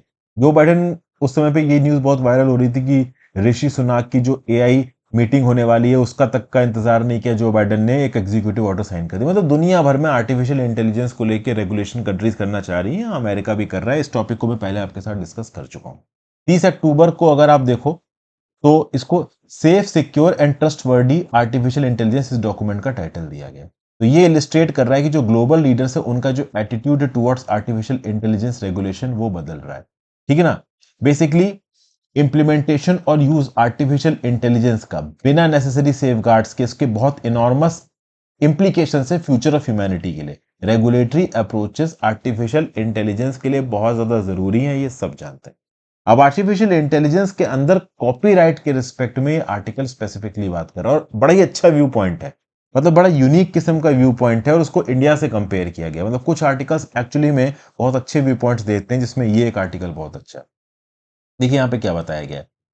कुछ एरियाज हैं जहां पे आर्टिफिशियल इंटेलिजेंस ने बहुत टफ क्वेश्चंस को पॉइंट आउट किया है, जिसमें एक एरिया है ownership and enforcement of intellectual property right. जो जेनरेटिव एआई टूल्स हैं जैसे कि चैट जीपीटी और मिड जर्नी, ये क्या करते हैं, क्रिएटिव स्किल्स जिन लोगों के पास नहीं है वो बस इन चैट, जैसे कि आपने बड़े बड़े यूट्यूबर्स को भी देखा होगा कि वो आज की डेट में चैट जीपीटी को प्रमोट कर रहे हैं। चैट जीपीटी अपने आप में एक बहुत पावरफुल टूल है। अगर आपको ऐसे लिखवाना हो तो बस आप टॉपिक का नाम बता दो चैट जीपीटी सॉफ्टवेयर को, वो ऐसे ऐसा ही बना देगा। तो आप अपने स्कूल का होमवर्क वगैरह सब बड़े आराम से कर सकते हो, कोई ऐसे वगैरह लिखवाना हो। समझ गया बात को। तो ओवरऑल ब्यूटीफुल आउटपुट्स बनाना इन पर्टिकुलर सॉफ्टवेयर्स को आता है। आपको बस टेक्स्ट प्रॉम्प्ट्स देने और उसके बेसिस पे फाइनल आउटकम निकल के आ जाएगा। लेकिन क्या वो final outcome copyright related free होगा? क्या उस फाइनल आउटपुट में जो कॉपीराइटेड मटेरियल्स का, टेक्स्ट का, इमेजेस का इस्तेमाल किया गया है और वो इमेजेस और टेक्स्ट मिलियंस ऑफ ऑथर्स से उठाई गई हैं इंटरनेट पे, और वो ऑब्वियसली बात है फ्री ऑफ कॉस्ट नहीं है। अगर मैंने मान लीजिए कोई पर्टिकुलर आर्टिकल पब्लिश किया, उस आर्टिकल में मैंने अपने इंसाइट्स दिए हैं, मैंने अपनी सालों की रिसर्च दी है, ठीक है ना, या फिर मान लीजिए कि मैंने कोई वीडियो बनाई या फिर कोई रिप्रेजेंटेटिव इमेज बनाई ओवरऑल किसी टॉपिक से रिलेटेड, अब वो मेरा क्रिएशन है, तो मैं क्या चाहूंगा कि यार वो मेरे यूट्यूब पे रहे या फिर मेरी वेबसाइट पे रहे, ठीक है ना, या फिर मेरे ब्लॉग पे रहे, मेरे टेलीग्राम चैनल पे रहे। अब कल की डेट में आर्टिफिशियल इंटेलिजेंस उस चीज को उठा के अपने कंटेंट में छाप देता है, तो वो किसका कॉपीराइट है? ऑब्वियसली बात है वो मेरा कॉपीराइट है, वो चैट जीपीटी का कॉपीराइट नहीं है। अब ये कॉपीराइट वाले, ये चैट जीपीटी वाले और ये आर्टिफिशियल इंटेलिजेंस वाले इतने स्मार्ट, इतने शाणे हैं कि वो सब कुछ अपने हिसाब से कर रहे हैं। रिसेंटली यूनाइटेड स्टेट्स की जो डिस्ट्रिक्ट कोर्ट है ना, for the district of Columbia, वहां पे केस चला स्टीफन थेलर वर्सेस शीरा पेलमटर। ये अपने आप में बहुत रिमार्केबल केस है पूरी दुनिया के लिए। बताता हूं यहां पे हुआ क्या। कॉपीराइटेड कंटेंट जो कि आर्टिफिशियल इंटेलिजेंस के एक सॉफ्टवेयर के थ्रू क्रिएट हो रहा है, उसका कॉपीराइट किसके पास जाएगा? तो यहां पे एक आर्टिफिशियल इंटेलिजेंस का सिस्टम है जिसका नाम है क्रिएटिविटी मशीन। इस क्रिएटिविटी मशीन नाम के आर्टिफिशियल सिस्टम को ओन करते थे मिस्टर थैलर। अब इन्होंने क्या किया कि अपने इस कॉपीराइट टूल के थ्रू एक पीस ऑफ विजुअल आर्ट को क्रिएट किया, और इस पीस ऑफ विजुअल आर्ट के लिए वो पहुंच गए कॉपीराइट रजिस्ट्रेशन लेने के लिए यूएस कॉपीराइट ऑफिस से। तो मतलब अपनी आर्टिफिशियल इंटेलिजेंस की मशीन, क्रिएटिविटी मशीन से ऑनलाइन ये विजुअल आर्ट बनवाते हैं, और उस विजुअल आर्ट का कॉपीराइट ये अपने फेवर में क्लेम कर रहे हैं। ये बोलना चाह रहे हैं कि इस वर्क का कॉपीराइट इनके पास है, ये इनके आर्टिफिशियल मशीन से पैदा हुई है, तो इससे रिलेटेड सारा यूजेज इनके पास है। भाई कॉपीराइट ऑफिस जो था ना यूएस का, उसने इनकी एप्लीकेशन को रिजेक्ट कर दिया। उन्होंने बोला कि भैया तुमने तो एक सॉफ्टवेयर के दम पे आउटपुट निकाला है, कौन से ह्यूमन ने तुम्हारी इस पर्टिकुलर विजुअल आर्ट को बनाया है? तो बेसिकली यहां पे यूएस कोर्ट ने क्या बोला कि ह्यूमन एलिमेंट का इन्वॉल्वमेंट होना जरूरी है कॉपीराइट क्लेम को ग्राउंड लेवल पे मटेरियलाइज करने के लिए। तो इस पर्टिकुलर क्लेम के अगेंस्ट डिस्ट्रिक्ट कोर्ट में चले जाते हैं थेलर साहब। डिस्ट्रिक्ट कोर्ट भी इनकी एप्लीकेशन को रिजेक्ट कर देती है। डिस्ट्रिक्ट कोर्ट भी यहां पे साफ साफ बोल देता है कि भाई देखिए, कॉपीराइट प्रोटेक्शन के अंदर ह्यूमन क्रिएटिविटी बहुत इंपॉर्टेंट रोल प्ले करती है, और अगर आपको किसी पर्टिकुलर चीज का कॉपीराइट प्रोटेक्शन चाहिए तो वहां पे ह्यूमन क्रिएटिविटी का प्रेजेंट होना बहुत ज्यादा जरूरी है। समझ गए बात को? तो मतलब यूएस की कोर्ट्स कॉपीराइट प्रोटेक्शन लॉ के रिस्पेक्ट में एक बात साफ साफ बोल चुकी हैं, अगर आप किसी सॉफ्टवेयर के थ्रू, खासकर आर्टिफिशियल इंटेलिजेंस के सॉफ्टवेयर के थ्रू कोई चीज ऑनलाइन क्रिएट करते हो और उसके ऊपर आप अपना कॉपीराइट क्लेम करते हो, वो नहीं चलेगा। और ये जो डिस्ट्रिक्ट कोर्ट की रीजनिंग है ना, ये बेसिकली यूएस के कॉपीराइट ऑफिस की जनरल पोजीशन की रीजनिंग के साथ भी मैच खाती है। ठीक है ना भाई? तो work created autonomously by an AI system, ठीक है ना भाई, इसमें साफ साफ है कि भाई ये एआई सिस्टम वाला क्रिएटेड वर्क आप कॉपीराइट के लिए कंसीडर नहीं कर सकते। कॉपीराइट वाला वर्क को अगर प्रोटेक्शन देना है तो उसमें एक ह्यूमन एलिमेंट इन्वॉल्व होना चाहिए। इनफैक्ट एक डॉक्यूमेंट भी है जिसका टाइटल है copyright registration guidance works containing material generated by artificial intelligence, को मार्च 2023 में रिलीज किया गया था। इसमें कॉपीराइट ऑफिस ने कैटेगोरिकली बोला है कि copyright can product only material that is product of human creativity. वो मटेरियल जो कि ह्यूमन की क्रिएटिविटी से बना है उसी को कॉपीराइट का प्रोटेक्शन मिल सकता है और किसी को नहीं मिलेगा। तो बेसिकली जो टर्म ऑथर है जो कि कॉन्स्टिट्यूशन में और कॉपीराइट एक्ट में इस्तेमाल किया गया है ये नॉन ह्यूमंस को एक्सक्लूड करता है। तो बेसिकली इस ऑफिस ने यह भी क्लैरिफाई किया कि जो कॉपीराइट एप्लीकेंट्स हैं इनके पास एक ड्यूटी है to disclose the inclusion of AI generated content in any application. Detailed guidelines follow करनी है, रजिस्ट्रेशन फॉर्म्स के अंदर पब्लिक कंसल्टेशन करना है वेरियस कॉपीराइट रिलेटेड क्वेश्चंस का जो कि आर्टिफिशियल इंटेलिजेंस द्वारा पोस्ट किए जाते हैं। ओके, तो ये सब बातें ओवरऑल यहाँ पे बोली जा रही हैं। ओके, अब अगर आप इस यूएस के एपिसोड को, यूएस का एपिसोड साफ साफ बोल रहा है कि अगर किसी पर्टिकुलर प्रोडक्शन में ह्यूमन एलिमेंट इन्वॉल्व नहीं है तो उसको कॉपीराइट प्रोटेक्शन नहीं दी जा सकती, आर्टिफिशियल इंटेलिजेंस वाले को तो बिल्कुल नहीं। इंडिया के अंदर अलग ही चीज हो रही है। 2020 में इंडिया का जो कॉपीराइट ऑफिस है इसने एक वर्क ऑफ आर्ट जिसको सूर्यास्त बोला जा रहा है, इसको एक AI system Raghav artificial intelligence painting app द्वारा बनाया गया।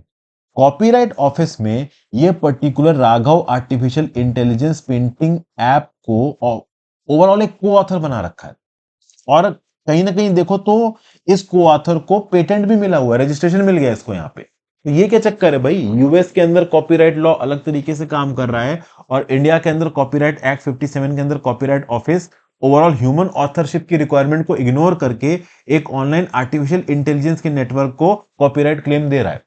तो ये मैटर यहाँ पे कंट्रोवर्शियल हो गया। तो यहाँ पे बहुत सारे लोगों ने जो ह्यूमन को ऑथर था इस सूर्यास्त का, इसको एक नोटिस भेजा कि तुम भैया अपनी इस कॉपीराइट एप्लीकेशन को वापस ले लो। अब तक वो कॉपीराइट रजिस्ट्रेशन वैलिड उसको वापस नहीं लिया गया। ठीक है, तो बेसिकली यहाँ पे कॉपीराइट ऑफिस इंडिया को इस बात पे आर्टिकुलेट करना है कि जो मैंडेटरी डिस्क्लोजर रिक्वायरमेंट्स है ना on the use of AI और even broader consultations on the important issue, ये अभी के लिए पेंडिंग है। तो कुल मिला के अगर आप देखो तो इंडिया के अंदर जो कॉपीराइट ऑफिस है वो ह्यूमन प्रोडक्शन वाले पॉइंट के ऊपर उतना फोकस अभी के लिए नहीं कर रहा है, जो चीज बिल्कुल क्लैरिफाई हो चुकी है यूएस के कॉपीराइट लॉ में।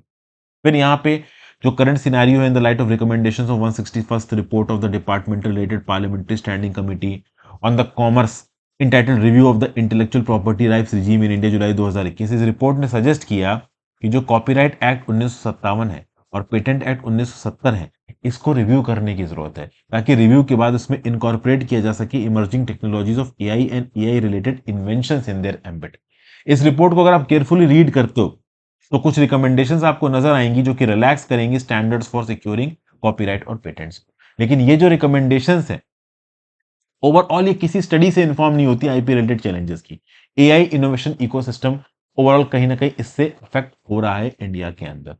आईपी राइट्स कहीं ना कहीं मोनोपोली प्रोटेक्शन क्रिएट करते हैं और ये निगेटिव कंसिक्वेंसेस देता है सोसाइटी के ऊपर।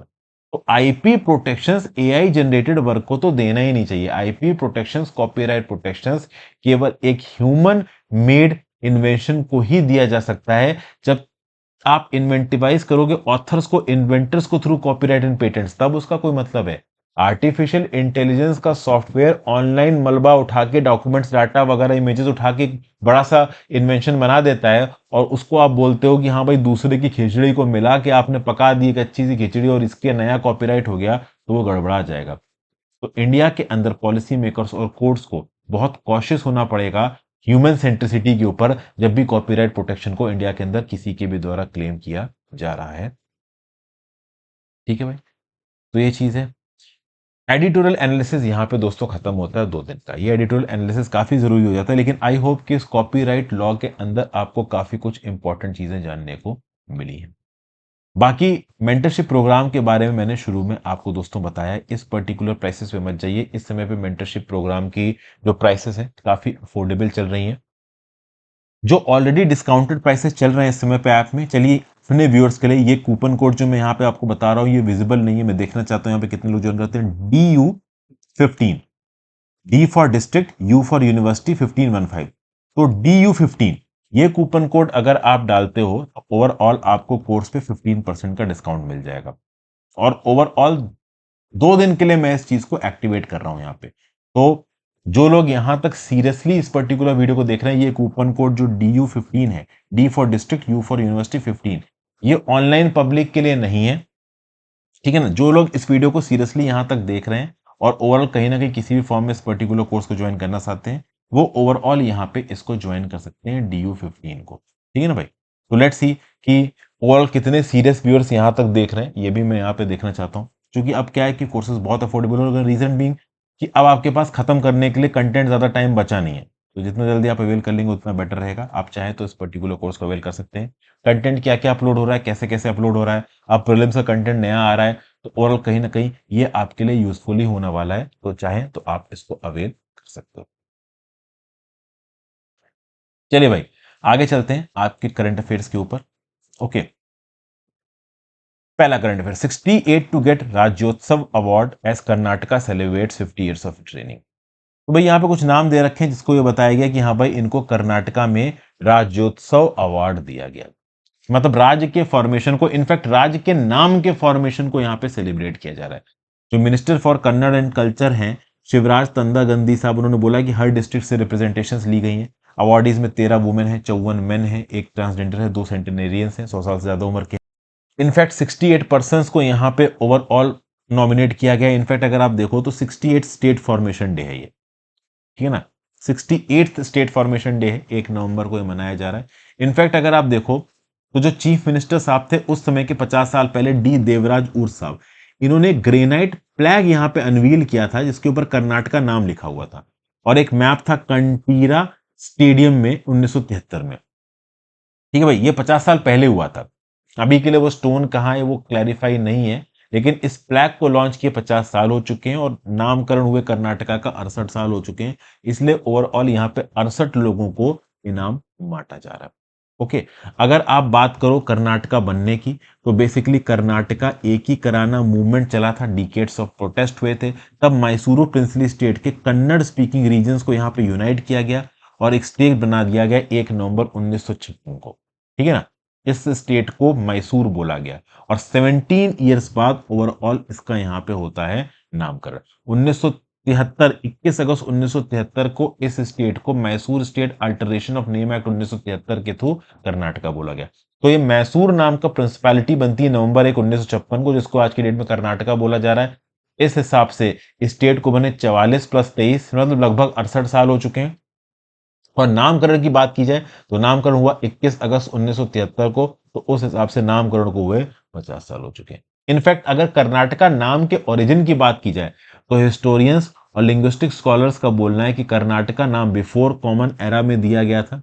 ठीक है ना, कर्नाटका और कन्नड़ दोनों की एटाइमोलॉजी सेम है। और भी बहुत सी यहाँ पे इंपॉर्टेंट फैक्ट, इंपॉर्टेंट तो नहीं होते ना, इसलिए मैं यहाँ पे डिस्कस नहीं कर रहा हूँ। बेसिकली राज्योत्सव अवार्ड कहाँ मनाया जा रहा है, कर्नाटका में मनाया जा रहा है। क्यों? 68 साल हो चुके हैं स्टेट बने हुए, 50 साल हो चुके हैं नामकरण हुए। ठीक है, फिर अगला, no data on employment through Rozgar Bazaar job Delhi government in RTI reply.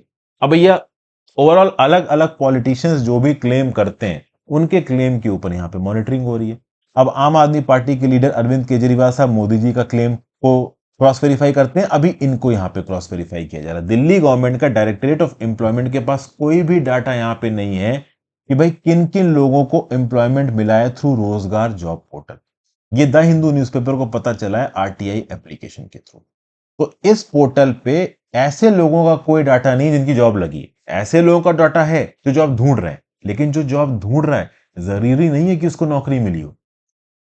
ठीक है, जब भी किसी कैंडिडेट को एम्प्लॉयर के थ्रू प्लेस किया जाता है रोजगार बाजार पे, तो वहां पे जो कंसर्न एम्प्लॉयर है जो कि उस कैंडिडेट को हायर कर रहा है, उसको ओवरऑल ये मैंडेटरी नहीं है कि वो इस रोजगार बाजार पोर्टल पे आके इस बात को रजिस्टर करे कि हाँ भाई उसने ओवरऑल इस पोर्टल के थ्रू इस पर्टिकुलर बंदे को रिक्रूट किया।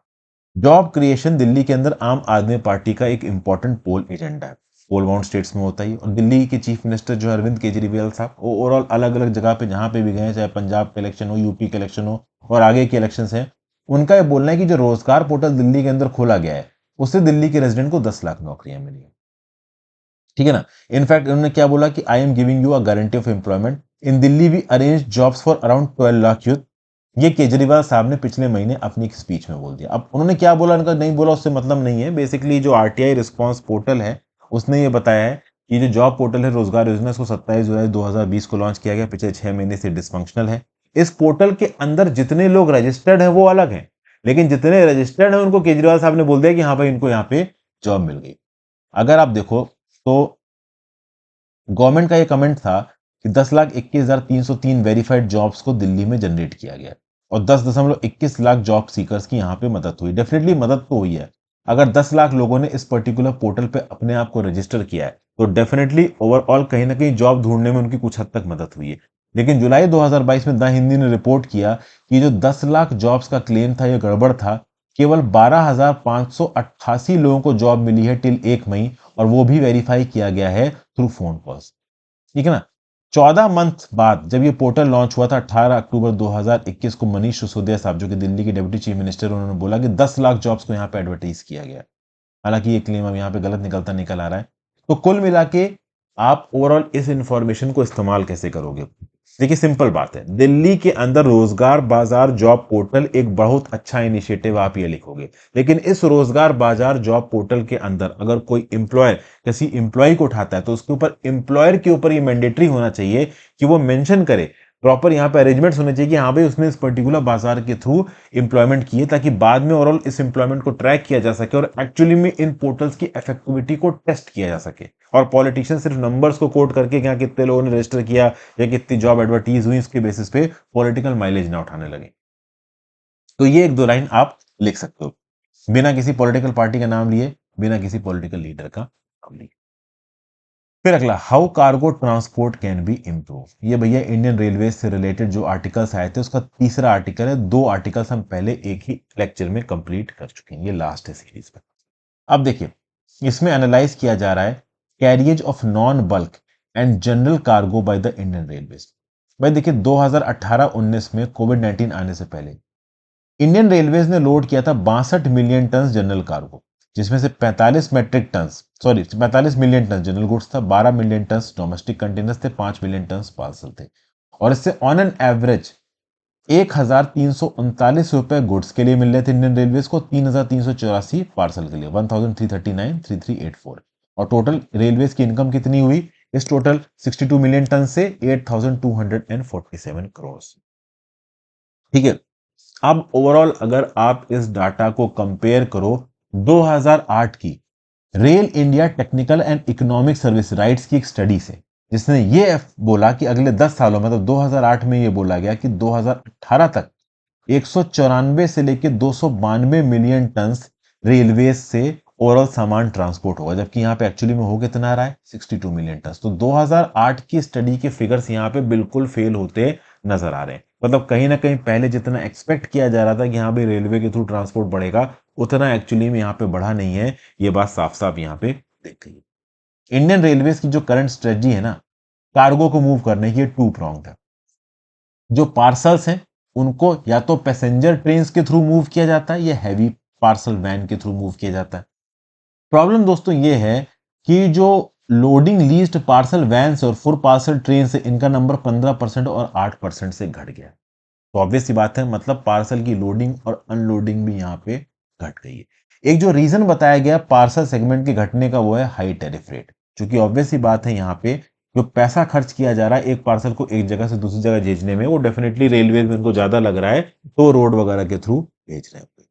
एक एनालिसिस की गई 15 ओरिजिन टू डेस्टिनेशन पेयर्स की प्रीमियम स्केल पे, राजधानी रेट पे, तो ये पता चला कि फर्स्ट और लास्ट माइल कॉस्ट को मिला के जो ट्रक से रेट आता है पार्सल कार्गो को भेजने का, उससे ज्यादा रेट कहां पे निकल के आ रहा है? रेलवेज में। अनटिल अनलेस कि आप पार्सल को नॉर्थ ईस्ट में ना भेज रहे हो, जहां पे ऑब्वियसली बात है रोड की कनेक्टिविटी उतनी अच्छी नहीं है, वहां पे रेलवेज यहाँ पे काम आ जाती है। फिर improper terminals, inconsistent weighbridges, excessive penal charges, unreliable transit times, complex booking और delivery mechanism, self imposed environmental restrictions, ये भी कहीं ना कहीं कुछ ऐसे फैक्टर्स हैं जो कि रेलवे के थ्रू पार्सल ट्रांसपोर्ट को कहीं ना कहीं कॉम्प्रोमाइज कर रहे हैं। तो ये जो आपकी पार्सल ट्रेन है ना, ये काउंटर प्रोडक्टिव हो रही है और इनको थोड़ा हमें प्रमोट करना चाहिए या फिर इनको पूरी तरीके से छोड़ देना चाहिए।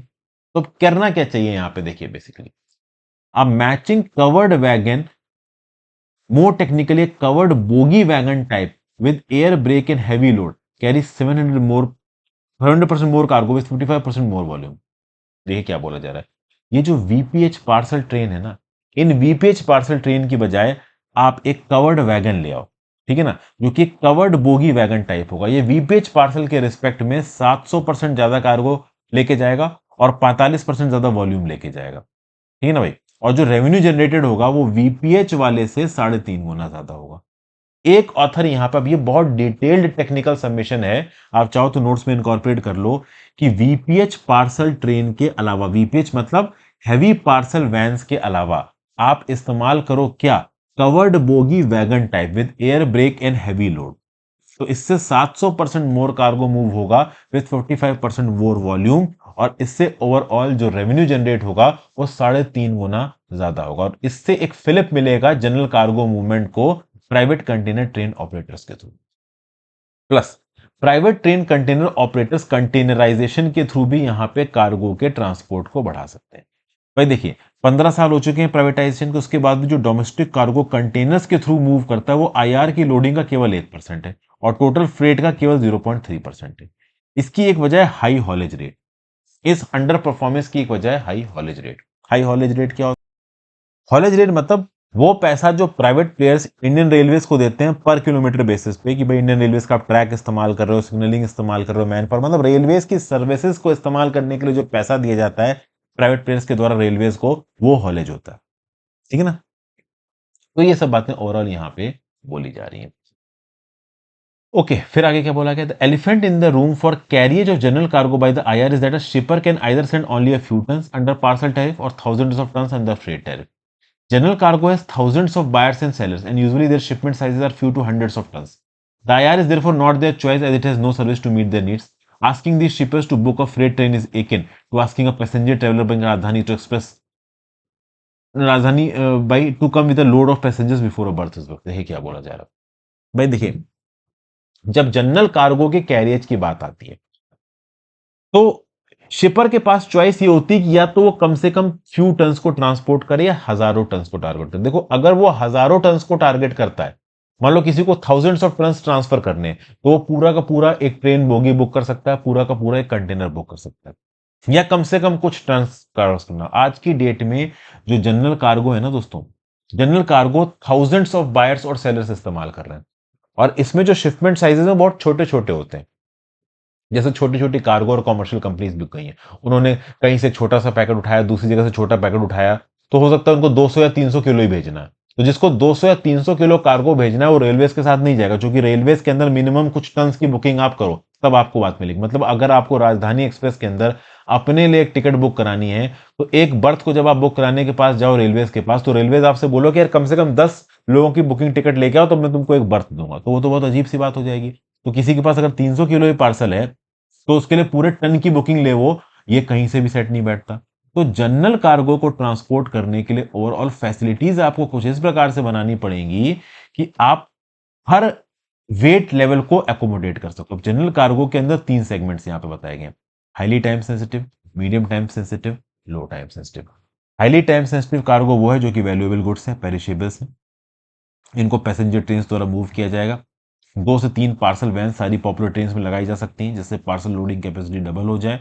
ये 5 गुना तक रेवेन्यू लेके आ सकती हैं। इमीडिएट बेसिस पे इनको भेजना होता है। एमटीएसजी और एलटीएसजी है भाई, लो टाइम सेंसिटिव और मीडियम टाइम सेंसिटिव। ये प्राइस सेंसिटिव है, ऑब्वियस सी बात है, इसमें कार्गो में थोड़ा कम पैसा मिला है, तो कहीं ना कहीं ओवरऑल इंडियन रेलवेज के फ्रेट रेट्स को अफोर्डेबल रखना पड़ेगा, नहीं तो लोग ट्रक रेट्स यानी कि रोडों के थ्रू ही ओवरऑल इस चीज को कॉस्ट करेंगे, चूंकि फर्स्ट और लास्ट लेग कॉस्ट कहीं ना कहीं रेलवेज के अंदर ज्यादा हो जाते हैं। तो यहां पे शिपमेंट के अंदर एमटीएसजी और एलटीएसजी में चूंकि कस्टमर्स की तरफ से पैसा कम मिल रहे हैं, तो इसको अफोर्डेबल रखने के लिए ओवरऑल फुल ट्रेड लोन लेना जरूरी है। मतलब कहीं ना कहीं एमटीएसजी और एलटीएसजी कार्गो की बुकिंग करनी है इंडियन रेलवेज के अंदर, तो इंडियन रेलवेज के अंदर वो अफोर्डेबल तब होगी जब कम से कम पूरा एक बोगी या कम से कम कुछ टन तो यहां पे बुक किया जाए। वो कभी कभी बुक हो नहीं पाता, तो कंसोलिडेशन यहां पे जरूरत है। राज्य की सरकार, केंद्र की सरकार, प्राइवेट प्लेयर, सबको मिलकर यहां पे काम करना पड़ेगा, तब जाके ओवरऑल आप फ्रेट टैरिफ रूल्स को इस पर्टिकुलर एमटीएसजी और एलटीएसजी सेगमेंट के लिए अफोर्डेबल कर पाओगे। समझ के बाद, तो यहां पे इंसेंटिवाइज करने की जरूरत है वॉल्यूमेट्रिक लोडिंग, और टैरिफ को यहां पे बढ़ाया जा, मॉडरेट किया जा सकता है by increasing charges in slabs as per quantity loaded. IR को जरूरत है इनकरेज करने की कार्गो एग्रीगेटर को by tweaking the existing freight forwarder policy. तो ये सब बातें यहाँ बोली जा रही in the long run new kinds of stocks to optimise payloads and speed would need to be required with the IR and rolling stock industries are fully capable of design and deliver. तो basically ये सारी बातें यहाँ पे बोली जा रही हैं। डिटेल में जो कुछ भी इस पर्टिकुलर आर्टिकल में बताया गया, जितना पॉसिबल हो सकता था अच्छे तरीके से बताना, मैंने आपको एक्सप्लेन किया है।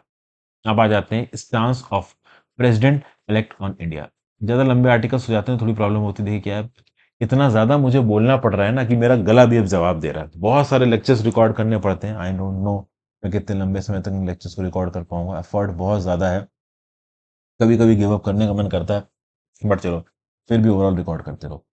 तो भाई इंप्रेसिव विन हुआ है यहाँ पे मालदीवियन प्रेसिडेंशियल इलेक्शंस में सितंबर 2023 में प्रेसिडेंट इलेक्ट मोहम्मद म्यूजिज़ू का।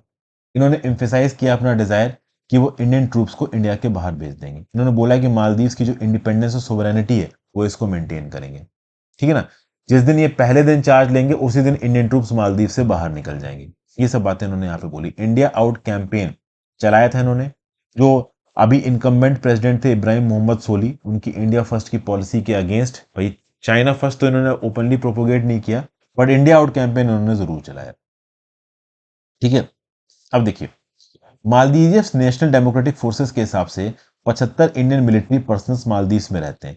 ये मेंटेन करते हैं और ऑपरेट करते हैं डॉनियर एयरक्राफ्ट को, दो हेलीकॉप्टर्स को, जो कि मालदीव्स को गवर्नमेंट ऑफ इंडिया ने गिफ्ट दिए हैं। ठीक है ना। ये एक डेकेड से ऊपर से मालदीव्स के अंदर है। प्रेसिडेंट इब्राहिम सोली जो कि प्रो इंडिया, इससे पहले जब अब्दुल्ला यमीन की सरकार थी ना, उस समय पे भी ओवरऑल यहाँ पे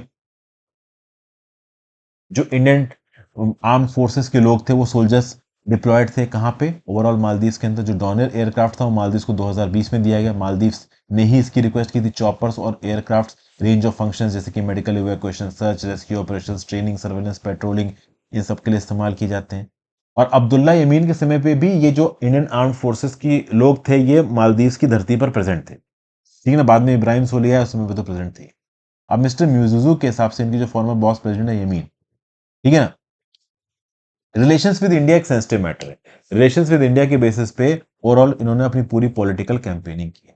लेकिन अब्दुल्ला यमीन का जो प्रो चाइना टिल्ट है, इसके बारे में सब जानते हैं। 2013 से लेकर 2018 तक उन्होंने बहुत स्ट्रांग प्रो चाइना टिल्ट दिखाया और उस समय मालदीव इंडिया के रिलेशंस बहुत ज्यादा स्ट्रेंथ थे। बाद में इब्राहिम सोली आए और सब कुछ यहाँ पे ठीक हो गया। अब किस हद तक मोहम्मद म्यूजूजू के आने के बाद, जो कि अब्दुल्ला यमीन के साथ मिलकर यहाँ पे काम करेंगे, अब्दुल्ला यमीन ऑब्वियसली बात जेल में थे, इस वजह से इलेक्शन नहीं लड़ पाए, और किस हद तक ये इंडिया आउट कैंपेन चलाएंगे, किस हद तक ये चाइना को एंटरटेन करेंगे, इस बारे में जानकारी अभी के लिए बिल्कुल क्लियर नहीं है।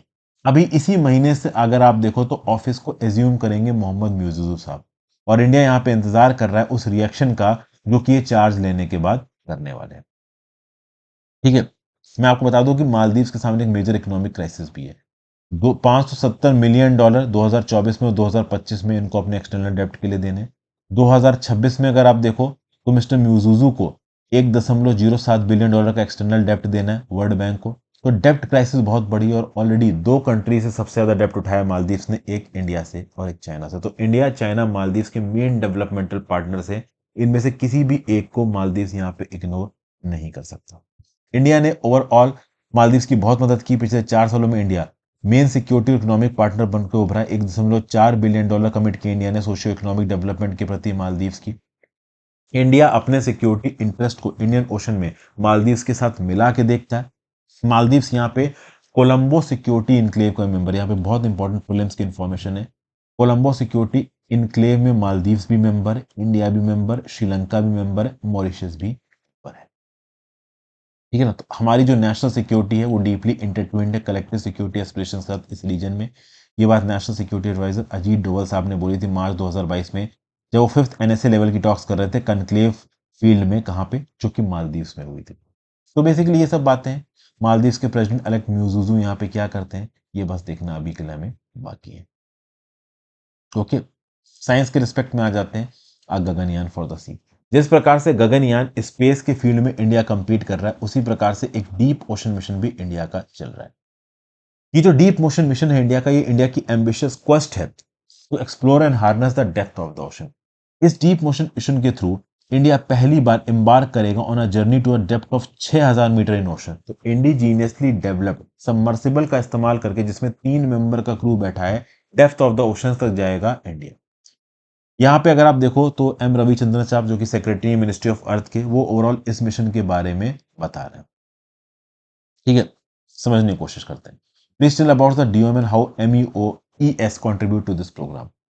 देखिए मिनिस्ट्री ऑफ अर्थ साइंसेज है MOES, और डियोम मतलब आपका department deep ocean mission, sorry. तो इंडिया को एम्बिशियस प्रोग्राम है अंडर वाटर एक्सप्लोरेशन के लिए। यूनियन कैबिनेट द्वारा इस प्लान को 2021 में अप्रूव किया गया था 4077 करोड़ के खर्चे पे। 5 साल का प्रोग्राम था, इसके 6 पिलर्स थे। ये 6 पिलर भैया बहुत इंपॉर्टेंट हो जाते हैं। अगर इन 6 पिलर्स को आप अगर कहीं नोट्स में इनकॉर्पोरेट कर सकते हो तो कर लो।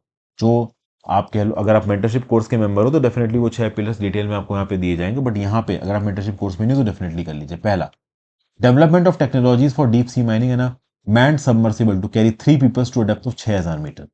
The submersible with the equipped with a suite of scientific sensors, tools and integrated system for mining polymetric nebules from the central Indian Ocean। भैया ये पॉइंट लिख लो।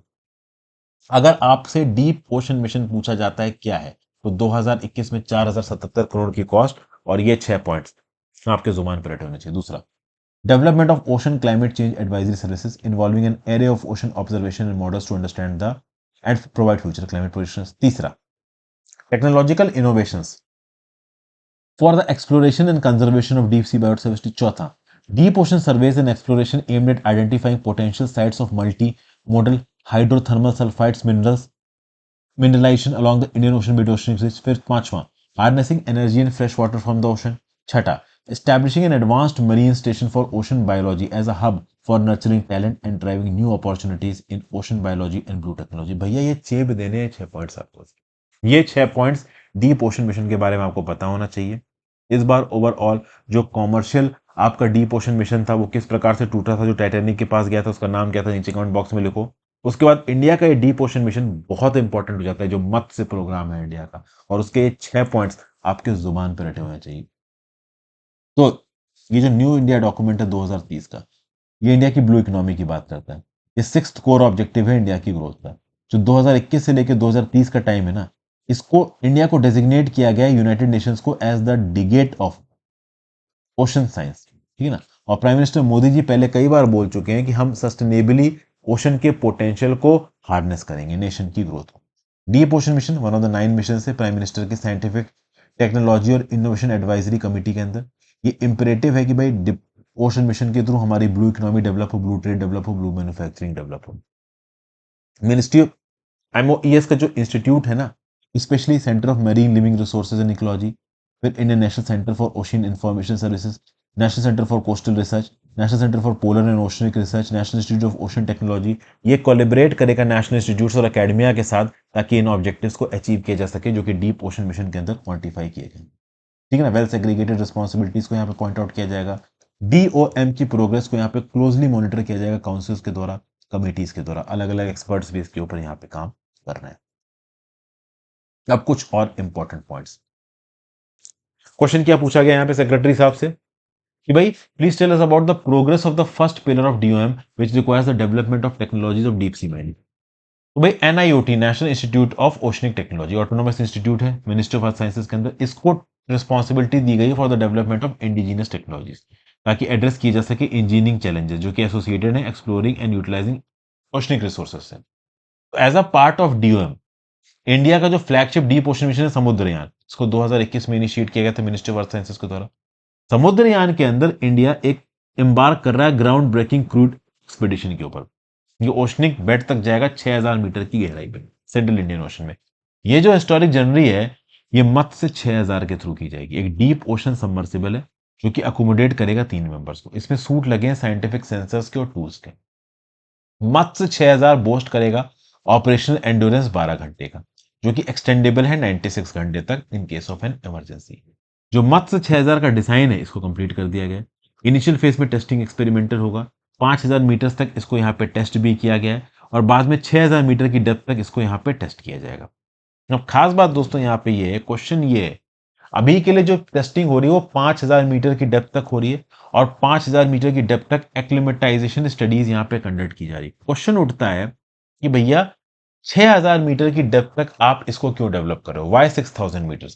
उसकी वजह यह है दोस्तों कि भाई ओवरऑल इंडिया को सेंट्रल इंडियन ओशन में United Nations internal seabed authority के द्वारा कॉपर, मैंगनीज, निकल और कोबाल्ट और माइनिंग की परमिशन दी गई है। ठीक है भाई। अब ओवरऑल इस परमिशन के तहत लोकोमोशन ट्रायल्स में इंडिया को सी बेड कहां पे मिलेगा, 5270 मीटर की गहराई पर। एक अंडरग्राउंड माइनिंग सिस्टम है वरहा, इसके अंदर 5,275 मीटर की गहराई तक हम ऑलरेडी जा चुके हैं। 75,000 स्क्वायर किलोमीटर का जो सेंट्रल इंडियन ओशन का इलाका हमको अलोकेट किया गया है, ठीक है ना भाई, उसमें अगर आप देखो तो ज्यादातर जो समुंदर है ना, उसमें अगर आप डीपनेस देखो तो निकल, आयरन, कोबाल्ट, कॉपर, मैंगनीज ये 5,000 मीटर की गहराई पे मिलता है। पॉलीमेटलिक सल्फाइड्स 3,000 मीटर की गहराई पे मिलता है। तो जो भी इंपॉर्टेंट हमको मेटल्स मिनरल्स चाहिए वो 3,000 से लेकर 5,500 मीटर की गहराई पे है। तो हम 6,000 मीटर तक की गहराई पे जाने की कैपेबिलिटी को मत्स्य के थ्रू बना रहे हैं, ताकि 6,000 मीटर की गहराई पे जाने की कैपेबिलिटी है तो 5,500 मीटर की गहराई तक तो चले ही जाएंगे और उसके बेसिस पे हम लोग अपनी माइनिंग वगैरह कर लेंगे। तो ये सब बातें ओवरऑल यहाँ पे बताई जा रही हैं। तो ये सब चीजें हैं ओवरऑल। अब इसमें बहुत ज्यादा घुसने की दोस्तों यहाँ पे जरूरत नहीं है। ओवरऑल इस मत्स्य के बारे में बताया जा रहा है कि इसमें बेस्ट और फीजिबल फीचर्स है रिमोट ऑपरेशन के, व्हीकल्स के, ऑटोनोमस रिमोट व्हीकल्स के। अभी ये इनिशियल फेज ऑफ डेवलपमेंट में है, इसको आगे और बनाया जाएगा। इसका जो डायमीटर है वो 2.1 मीटर का है, अप्रोक्सीमेटली 28 टन इसका वजन होगा। शॉर्ट सीव्ड इन्वायरमेंट होगा, इसके अंदर लाइफ सपोर्ट होगा, ठीक है ना भाई। ऑक्सीजन सप्लाई की जाएगी, कार्बन डाइऑक्साइड को रिमूव करने की यहाँ पे टेक्नोलॉजी होगी। टाइटेनियम अलॉय के साथ इसको बनाया जाएगा, कार्बन फाइबर नहीं करना है। कार्बन फाइबर चक्कर में ऑलरेडी एक एक्सीडेंट बहुत बड़ा यहाँ पे हो चुका है। ताकि 6,000 बार का प्रेशर यहाँ पे झेल सके। 12 कैमरा इसके ऊपर डिप्लॉय किए जाएंगे। 16 लाइट्स इसको पावर करेंगे, लिथियम पॉलीमर बैटरीज इसके ऊपर लगाई जाएगी। तो ये सब चीजें ओवरऑल यहाँ पे की जा रही है, ठीक है। आगे चलते हैं। आगे छोटी सी न्यूज है भैया, जीएसटी के जो ग्रॉस कलेक्शंस हैं 1.72 लाख करोड़ पहुंच गए, ठीक है ना, अक्टूबर में। अभी देखिए हम लोग नवंबर में एंट्री मारे हैं, ठीक है। तो नवंबर में डाटा आया अक्टूबर का, और अक्टूबर में कॉम्प्लाइंस हुई सितंबर की। तो जो 1.72 लाख करोड़ है ना, ये इकोनॉमिक एक्टिविटी है सितंबर की। हर महीने की शुरुआत में ओवरऑल 2 तारीख के लगभग पे ये डाटा यहाँ पे आ जाता है।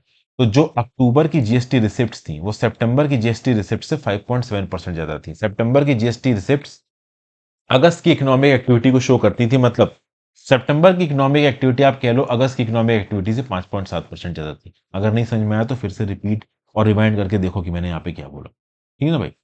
ओवरऑल अगर आप देखो तो 13.4% का रेवेन्यू ग्रोथ देखने को मिला है अक्टूबर 2023 में व्हेन कंपेयर टू अक्टूबर 2022। दिसंबर 2022 के बाद से ये सबसे बड़ा टिक है, ठीक है। फिर डोमेस्टिक ट्रांजैक्शंस की वजह से कितना बड़ा, जीएसटी कंपनसेशन सेस की वजह से कितना बड़ा, ये सब यहाँ पे लिखा हुआ है। मंथ वाइज डाटा मैं आपको डिस्करेज ही करता हूँ कि इतना डिटेल में डाटा देखने की जरूरत नहीं। आप कितना हद तक डाटा देखोगे, इतना ज्यादा डाटा भी किसी काम का नहीं है। फिर यूपीएससी ने यहाँ पे टाइटन कर दिए rules for appointment of state police chief. देखिए यहाँ पे क्या बोला गया, देखिए, only police officers with at least 6 months of service left before deployment will be considered for appointment as Director General of Police। देखिए, यूनियन पब्लिक सर्विस कमीशन ने amended guidelines यहाँ पे रिलीज की और ये बोला है कि भाई वो आईपीएस ऑफिसर सीनियर उनका ही इंपैनलमेंट होगा जिनकी कम से कम 6 महीने की सर्विस बाकी हो, अगर उनको डीजीपी की पोस्ट पे सर्व करना है। तो बेसिकली जो इंपैनलमेंट कमिटी कंस्टिट्यूट की जाएगी यूपीएससी के द्वारा, ठीक है ना, उसमें ओवरऑल अपॉइंटमेंट डीजीपी की पोस्ट पे केवल उन ऑफिसर्स का होगा जिनकी कम से कम सर्विस 6 महीने की हो, ठीक है। ओवरऑल ऐसा आईपीएस ऑफिसर जो कि सेंट्रल डेपुटेशन पे आया है, अगर सेंट्रल डेपुटेशन पे आया हुआ आईपीएस ऑफिसर को डीजीपी की पोस्ट दी जाती है किसी स्टेट गवर्नमेंट में और उसकी पेरेंट मिनिस्ट्री होम मिनिस्ट्री उसको रिलीव नहीं करती है, तो फिर वो स्टेट में डीजीपी की पोस्ट पे काम करने के लिए नहीं जा सकता। तो जब तक मिनिस्ट्री ऑफ होम अफेयर्स केंद्र की सरकार में डिप्लॉयड किसी आईपीएस ऑफिसर को प्रॉपरली रिलीव नहीं करती है, तब तक प्रॉपर तरीके से किसी भी राज्य में जाके वो डीजीपी की पोस्ट के ऊपर काम नहीं कर सकता। अब ये नॉर्म्स पहले भी माने जाते थे इनफॉर्मली, अब रिटर्न हो चुके हैं, अब इनको मानना ही पड़ेगा। क्योंकि कई बार क्या होता है कि जो राज्य की सरकारें होती हैं on the verge of retirement जो डीजीपीज होते हैं ना उनको अपॉइंटमेंट दे देती हैं ताकि रिटायरमेंट के बाद भी उनको एक्सटेंशन मिल जाए। बहुत सारे राज्यों में एडिशनल चार्ज के अंदर डीजीपीस काम कर रहे हैं। इनफैक्ट उत्तर प्रदेश के अंदर भी देखो तो 2022 के बाद से कोई फुल टाइम डीजीपी यहाँ पे है नहीं। इनफैक्ट फॉरनर पंजाब के जो डीजीपी है ना वीके भावरा, वो तो सेंट्रल एडमिनिस्ट्रेटिव ट्राइब्यूनल चले गए, क्योंकि गौरव यादव को यहाँ पे अपॉइंट किया गया एज द डीजीपी, कहाँ का, पंजाब का, आम आदमी पार्टी के द्वारा।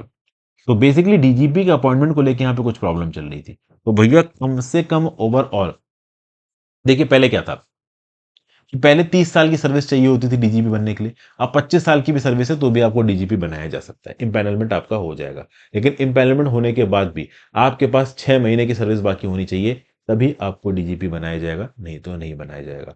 और दूसरा ओवरऑल अगर आप केंद्र के डेपुटेशन में, तो होम मिनिस्ट्री जब तक आपको रिलीव नहीं करेगी तब तक आप किसी भी राज्य के डीजीपी नहीं बन सकते जाके। ठीक है, फिर आगे भैया, केरला ईएम फेस्टिवल यहां पे चालू किया गया। चीफ मिनिस्टर पिनराई विजयन साहब ने वेडनेसडे को इनॉग्रेट किया है फर्स्ट एवर केरलियन फेस्टिवल। ये वीक लॉन्ग इवेंट है जो कि शोकेस करेगा रिचनेस ऑफ रीजन्स, केरला के एथनिक ट्रेडिशंस को और केरला के evolution as a modern state को। 42 वेन्यूज यहाँ पे डिसाइड किए गए, 25 सेमिनार्स यहाँ पे डिसाइड किए जो फ्यूचर ऑफ न्यू केरला को बनाएंगे। Exhibition, food stalls, grand art performances, सब कुछ यहाँ पे होंगी। अपोजिशन ने बोला है कि भाई इतना पैसा यहाँ पे क्यों खत्म कर रहे हो, 27 करोड़ रुपए आप यहाँ पे खत्म कर दे रहे हो, तो इसके ऊपर भी यहाँ पे पॉलिटिक्स शुरू हो गई। ठीक है,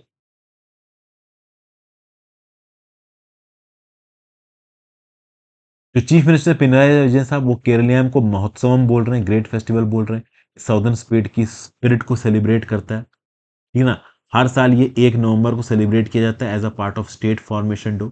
और बेसिकली ये केरलाइट्स को प्राउड बनाता है अपने बेसिकली कल्चर के अंदर। ठीक है, उसके बाद विजयन साहब ने बोला कि भाई हम स्ट्रेस दे रहे हैं free education, middle class line, decentralisation कर रहे हैं, पावर का फुल लिटरेसी दे रहे हैं। तो बेसिकली केरलियम फेस्टिवल जो है वो क्या है, वो ओवरऑल केरला के रिस्पेक्ट में पीसेस में वन लाइनर इन्फॉर्मेशन। वैसे तो आप केरला ईएम फेस्टिवल से गेस कर लोगे कि ये केरला का फेस्टिवल है, बट डेफिनेटली आप समझ सकते हो दोस्तों कि कभी कभी इंसान कंफ्यूज हो जाता है, तो मालूम होना चाहिए। वन लाइनर में ही इन्फॉर्मेशन काम की, ज्यादा काम की नहीं है।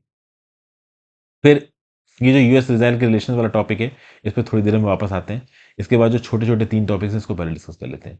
बांग्लादेश की जो नॉमिनी थी साइमा वाजेद, ये बन गई है भाई आपकी डब्ल्यूएचओ की सीएरओ की रीजनल डायरेक्टर। नेपाल डब्ल्यूएचओ की रीजनल डायरेक्टर की पोस्ट से बाहर निकल गया। तो बांग्लादेश प्राइम मिनिस्टर शेख हसीना की डॉक्टर साइमा वाजेद वेडनेसडे को इलेक्ट कर ली गई regional director of the world health organisation South East Asia की। इन्होंने शंभू आचार्य जी जो कि नेपाल के थे उनको यहाँ पे हरा दिया। शंभू आचार्य साहब पब्लिक हेल्थ वेटरन थे नेपाल के। 76 सेशन हुआ WHO regional committee for south east Asian region का, बांग्लादेश जीत गया।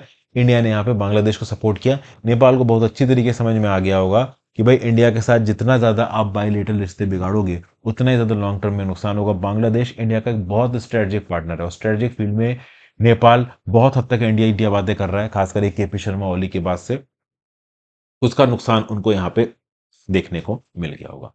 तो बेसिकली अगर आप देखो तो India, Bangladesh, Bhutan, north Korea, Indonesia, Maldives, Nepal, Sri Lanka, Thailand और तिमोर लेस्ते, ठीक है ना। म्यांमार को ऑब्वियसली बात है यहाँ पे वोट नहीं डालने दिया गया। 10 लोगों ने यहाँ पे वोट डाला है जिसमें से 2 लोगों ने नेपाल के फेवर में डाला, उसमें से एक नेपाल खुद है, और बाकी 8 लोगों ने ओवरऑल।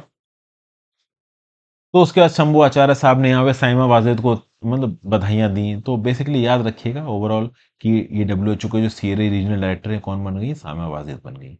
फिर ऑथर है नंदनी दास, इनको 2023 का ब्रिटिश एकेडमी बुक प्राइज मिला। तो Indian born author Nandini Das ji को नेम किया गया है 2023 British Academy book prize for the global cultural understanding, ठीक है ना। एक leader international non fiction award है। प्राइस मनी इसकी $25,000 इनकी किताब है, courting India, England, Mughal India and origins of empire. तो ये अवार्ड याद रख लीजिए, किसको अवार्ड मिला है, किताब का नाम क्या है, ये ओवरऑल पीसेस वन लाइनर्स में यहाँ पे पूछा जा सकता है। उससे रिलेटेड कुछ छोटी मोटी इन्फॉर्मेशन है, वो उतनी काम की देखिए नहीं है, ठीक है। ये वन लाइनर टाइप की न्यूज़ेस हैं, पूछ ली जाती हैं, इसलिए मैं आपके साथ इंक्लूड कर दे रहा हूँ जो लोग पीसेस वगैरह की तैयारी कर रहे हैं उनके लिए। अच्छा, एक और चीज, ये पर्टिकुलर डाटा इंपॉर्टेंट है। 53 एक्सीडेंट्स, 19 डेथ्स पर आवर इन रोड क्रैशेस इन 2022 सेज मिनिस्ट्री। भाई इस डाटा को कहीं ना कहीं नोट्स में इनकॉर्पोरेट कर लो, डेफिनेटली काम का। ओके, देखते हैं। कंट्री का रोड नेटवर्क एक्सपेंड कर रहा है, एक्सप्रेस वे एक्सपेंड कर रहे हैं, व्हीकल ओनरशिप इंडिया के अंदर बढ़ रही है, उसके साथ साथ नंबर ऑफ जो फैसिलिटीज है ना रोड एक्सीडेंट में वो बढ़ रही है। जो सीवियरिटी है रोड एक्सीडेंट्स में क्रैशेस के वो यहाँ पे बढ़ रहे हैं पिछले एक डिकेड में। इंडिया ने विटनेस किए हैं 53 एक्सीडेंट्स और 19 deaths every hour. On an average अगर आप देखो 1264 एक्सीडेंट्स और 42 डेथ्स हुई हैं डेली रोड क्रैशेस में पिछले साल। ये डाटा बहुत इंपॉर्टेंट है। ये ministry of road transport and highways का जो रिपोर्ट रिलीज हुई वेडनेसडे में उसमें से डाटा निकल के आया। इनफैक्ट अगर आप देखो तो टोटल 4,61,312 रोड एक्सीडेंट्स हुए हैं, जिसमें 1,68,491 जाने गई हैं। नंबर ऑफ रोड एक्सीडेंट्स 2022 में इंक्रीज हुए हैं 11.9% से, और नंबर ऑफ डेथ्स इंक्रीज हुई हैं 9.4%। सो जो ये सीवियरिटी है ना रोड क्रैशेस की, ये ओवरऑल इस बात से पता चलती है कि नंबर ऑफ पीपल कितने बने पर 100 एक्सीडेंट। तो ओवरऑल अगर आप देखो तो जो सीवियरिटी है वो बढ़ी है। ये सीवीआईटी 2012 में 28.2 थी। 100 एक्सीडेंट्स में 28.2% लोगों की मौत, 28.2 लोगों की मौत। और 2022 में पर 100 एक्सीडेंट 36.5 लोगों की मौत यहां पे नजर आ रही है। ठीक है, इनफैक्ट 2020-21 में भी जब रोड क्रैशेस कम हो गए थे, एक्सीडेंट कम हो गई थी कोविड-19 के समय पे, उस समय भी सीवीआईटी रेट पर 100 एक्सीडेंट 37 पे पहुंच गया था। ठीक है ना? तो इस इंक्रीज सीवियरिटी के चलते इंप्रूव्ड ट्रॉमा केयर की जरूरत है, ट्रैफिक कामिंग मेजर्स की जरूरत है, क्रैश इंपैक्ट पैरामीटर्स को कम करने की जरूरत है। एक एनालिसिस कंडक्ट की गई सेफ लाइन फाउंडेशन के द्वारा, जो कि क्रैश सीवियरिटी बता रहा 38.15 की इंडिया की जो रैंक है वो 20 वर्स्ट कंट्रीज में आती है रोड क्रैशेस में। वर्ल्ड रोड स्टैटिस्टिक्स 2022 के हिसाब से, जो कि पब्लिश की गई है इंटरनेशनल रोड फेडरेशन जेनेवा के द्वारा, ये डाटा इस्तेमाल कर रहा है 2020 का टोटल नंबर ऑफ फैसिलिटीज का। इंडिया फॉलो किया जाता है चाइना के द्वारा, जिसकी क्रैश सिवियरिटी 25.22 है, यूएस की 2.01 है, इंडिया की तो खैर बहुत ज्यादा नजर आ रही है। इंडिया के नेशनल और स्टेट हाईवेज में, जो कि टोटल रोड नेटवर्क का 4.9% है, टोटल रोड क्रैशेस और एक्सीडेंट्स यहाँ पे होते हैं 56.1%, और जो क्रैश रिलेटेड फैटिलिटीज मौतें होती हैं वो 61% है। फिर ओवरऑल इन एक्सीडेंट्स में कारण कौन सा सबसे ज्यादा एक्यूट है? तो over speeding is the most important कारण। 72.3% ऑफ द एक्सीडेंट स्पीडिंग की वजह से होते हैं, और 71.2% ऑफ द डेथ भी स्पीडिंग की वजह से होती है। उत्तर प्रदेश का हाईएस्ट शेयर है डेथ्स का 13.4% का, तमिलनाडु का 10.6% का, महाराष्ट्र का 9% का। 1845 एज ग्रुप के लोग हैं जो सबसे ज्यादा मरते हैं। 9,528 बच्चे भी मरे हैं 2022 में रोड क्रैशेस में। ठीक है, इंपॉर्टेंट पॉइंट था। अब आ जाते हैं भाई अपने यूएस इजराइल के इस पर्टिकुलर रिलेशन वाले वीडियो में। काफी अच्छे टॉपिक्स इस पर्टिकुलर वीडियो में, मतलब इस पर्टिकुलर आर्टिकल में बताए गए। 7 अक्टूबर को जब अटैक होता है ना हमास का इजराइल के ऊपर, 1400 लोग यहाँ पे मर जाते हैं। जो बाइडेन यहाँ पे डिक्लेयर करते हैं कि हाँ भाई वो इजराइल को सपोर्ट कर रहे हैं, जूइश स्टेट को सपोर्ट कर रहे हैं। यूएस पास्ट में ओवरऑल जूइश स्टेट का एक बहुत बड़ा सपोर्टर मारा गया। ठीक है ना? उसके बाद से इसराइल गाजा को लगातार बॉम्ब कर रहा है, लेकिन यूएस की तरफ से कोई सीधा सीधा कंडेमनेशन नहीं आ रहा है इसराइल की एक्टिविटीज का। In fact Joe Biden overall Israel के प्रति सपोर्ट दिखाने के लिए इसराइल चले भी गए। 8700 से ज्यादा पैलेस्टीनियंस यहां पे मर चुके हैं, लेकिन यूएस केयरफुली अभी भी इसराइल को यहां पे क्रिटिसाइज नहीं कर रहा है, जबकि इसराइल का अटैक बहुत डिस्प्रपोर्शनेट है when compare to Hamas attack. ठीक है ना? यूएस ने रिसेंटली यूएन सिक्योरिटी काउंसिल के रेजोल्यूशन को भी वीटो कर दिया, जो कि इसराइल के ऊपर लेके आया गया, और ये बोल रहा था कि इसराइल के अटैक को रोको, एक ह्यूमैनिटेरियन पॉज लेके आओ। तो यूनाइटेड नेशन सिक्योरिटी काउंसिल तो वैसे भी बर्बाद हो चुका है। वहां पे 5 सिक्योरिटी मेंबर्स जो परमानेंट मेंबर्स, वो किसी ना किसी के ऑब्जेक्टिव को वीटो ही करते रहते हैं। तो United nation security council is pathetic, कुछ नहीं कर पाते, वो किसी चीज को नहीं रोक पाते। ना वो रशिया यूक्रेन वॉर को रोक सकते हैं, वहां रशिया वीटो करता रहता है। ना वो ओवरऑल गाजा और इसराइल के वॉर को रोक पाते हैं, हमास के वॉर को वहां पे यूएस वीटो करता रहता है। दुनिया में कहीं पे कोई भी जंग हो जाए, यूनाइटेड नेशन सिक्योरिटी काउंसिल का कोई एक बड़ा प्लेयर आके चीजें वीटो कर ही देगा। ठीक है, अब देखिए, यूएन सिक्योरिटी काउंसिल रेजोल्यूशन को यूएस ने यहाँ पे वीटो कर देता है। History of US Israel relations को यहाँ पे देखा जा रहा है। इनफैक्ट पास्ट में यूएस और इजराइल अक्सर कर एक दूसरे के साथ खड़े नजर आए। देखिए, यहाँ पे कुछ ऐसे इंस्टेंसेस भी बताए गए जहां पे यूएस ने इजराइल के स्टैंड को अपोज भी किया है, तो ध्यान से सुनिएगा। बहुत सारे इंस्टेंसेस यहाँ पे अपोजिशन के। अब अगर आप हिस्ट्री देखो तो यूएस ने हमेशा एक इजरायली होमलैंड को सपोर्ट किया, इस आइडिया को सपोर्ट किया। जब 1948 में पैलेस्टीन बना, 11 मिनट के अंदर पैलेस्टीन को रिकॉग्नाइज किया यूएस के अंदर। इनफैक्ट उससे पहले भी 3 मार्च 1919 को, 2 साल बाद बाल्फोर डिक्लेरेशन के, जब बाल्फोर डिक्लेरेशन में ही ब्रिटिश सरकार ने बोला था कि वो जूइश होमलैंड बनाएंगे, तो 1919 में, 1917 के 2 साल बाद बाल्फोर डिक्लेरेशन के, प्रेसिडेंट वुड्रो विल्सन ने बोला कि जो अलाइड नेशंस हैं वो पूरे कॉन्फ्रेंस के साथ बोलते हैं कि हाँ भाई पैलेस्टीनियन जमीनों के अंदर एक जूइश कॉमनवेल्थ बनना चाहिए। फिर 1922 में और 1944 में यूएस कांग्रेस ने रेजोल्यूशन पास की जहां पे उन्होंने बाल्फोर डिक्लेरेशन को एंडोर्स किया। और 1948 में जब बना इसराइल, उसके बाद यूएस पहली कंट्री बन के आया जिसने ओवरऑल इसराइल को रिकॉग्नाइज किया। इसराइल के बनने के प्रोक्लेमेशन के 11 मिनट के अंदर अंदर यूएस ने रिकॉग्नाइज कर लिया कि हाँ भाई इसराइल यहां पे बन चुका है। इनफैक्ट अगर आप देखो तो प्रेसिडेंट हैरी ट्रूमैन ने 26 मई 1952 को बोला कि I have faith in it now, मतलब इसराइल के ऊपर इतना फेथ दिखा रहे हैं, इसराइल की प्रेजेंस को ये इतना ज्यादा जस्टिफाई कर रहा है।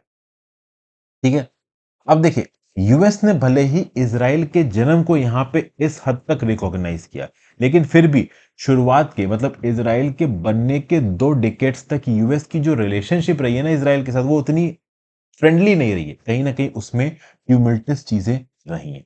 इनिशियल 2 डिकेड्स स्मूथ नहीं थे। जैसे कि जो आइजनहावर एडमिनिस्ट्रेशन था वो इसराइल के साथ अनहैप्पी था। इनफैक्ट अगर आप देखो तो जब स्विज वॉर हुआ, स्विज क्राइसिस के बारे में अगर मैं आपको बताऊं दोस्तों, तो ये सेकेंड अरब इजरायली वॉर था। इसको ट्राईपार्टाइट एग्रेशन भी बोलते हैं। एक तरीके से सिनाई वॉर बोल सकते हो इसराइल के अंदर। इजिप्ट के ऊपर अटैक हो गया था, गाजा स्ट्रिप के ऊपर अटैक हो गया था 1956 में। इसराइल ने अटैक किया था और इसराइल की मदद की थी यूनाइटेड किंगडम और फ्रांस ने। कुल मिला के कह सकते हो कि इसराइल, यूके और फ्रांस तीनों ने मिलकर स्विस क्राइसिस के समय पे अटैक किस पे कर दिया? आपका सिनाई पेनिसुला इजिप्ट के ऊपर और गाजा पट्टी के ऊपर। लेकिन इस पर्टिकुलर वॉर में इसराइल के ऊपर, इंग्लैंड के ऊपर और फ्रांस के ऊपर प्रेशर डाला यूएस ने कि भैया पुल बैक करो। समझ गए?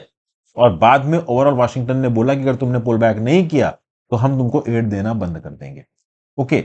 सोवियत यूनियन ने भी उस समय पे धमकी दी थी कि भाई अगर पीछे नहीं हटे तो हम मिसाइल्स फायर करेंगे। कुल मिला के जो भी इलाके इसराइल ने 1956 की जंग में कब्जाए थे उनको यहाँ पे पीछे हटना पड़ गया। 1960 में जो केने एडमिनिस्ट्रेशन था यूएस के अंदर, उसने कंसर्न व्यक्त किया कि भाई इसराइल तो अपना न्यूक्लियर प्रोग्राम चला रहा है।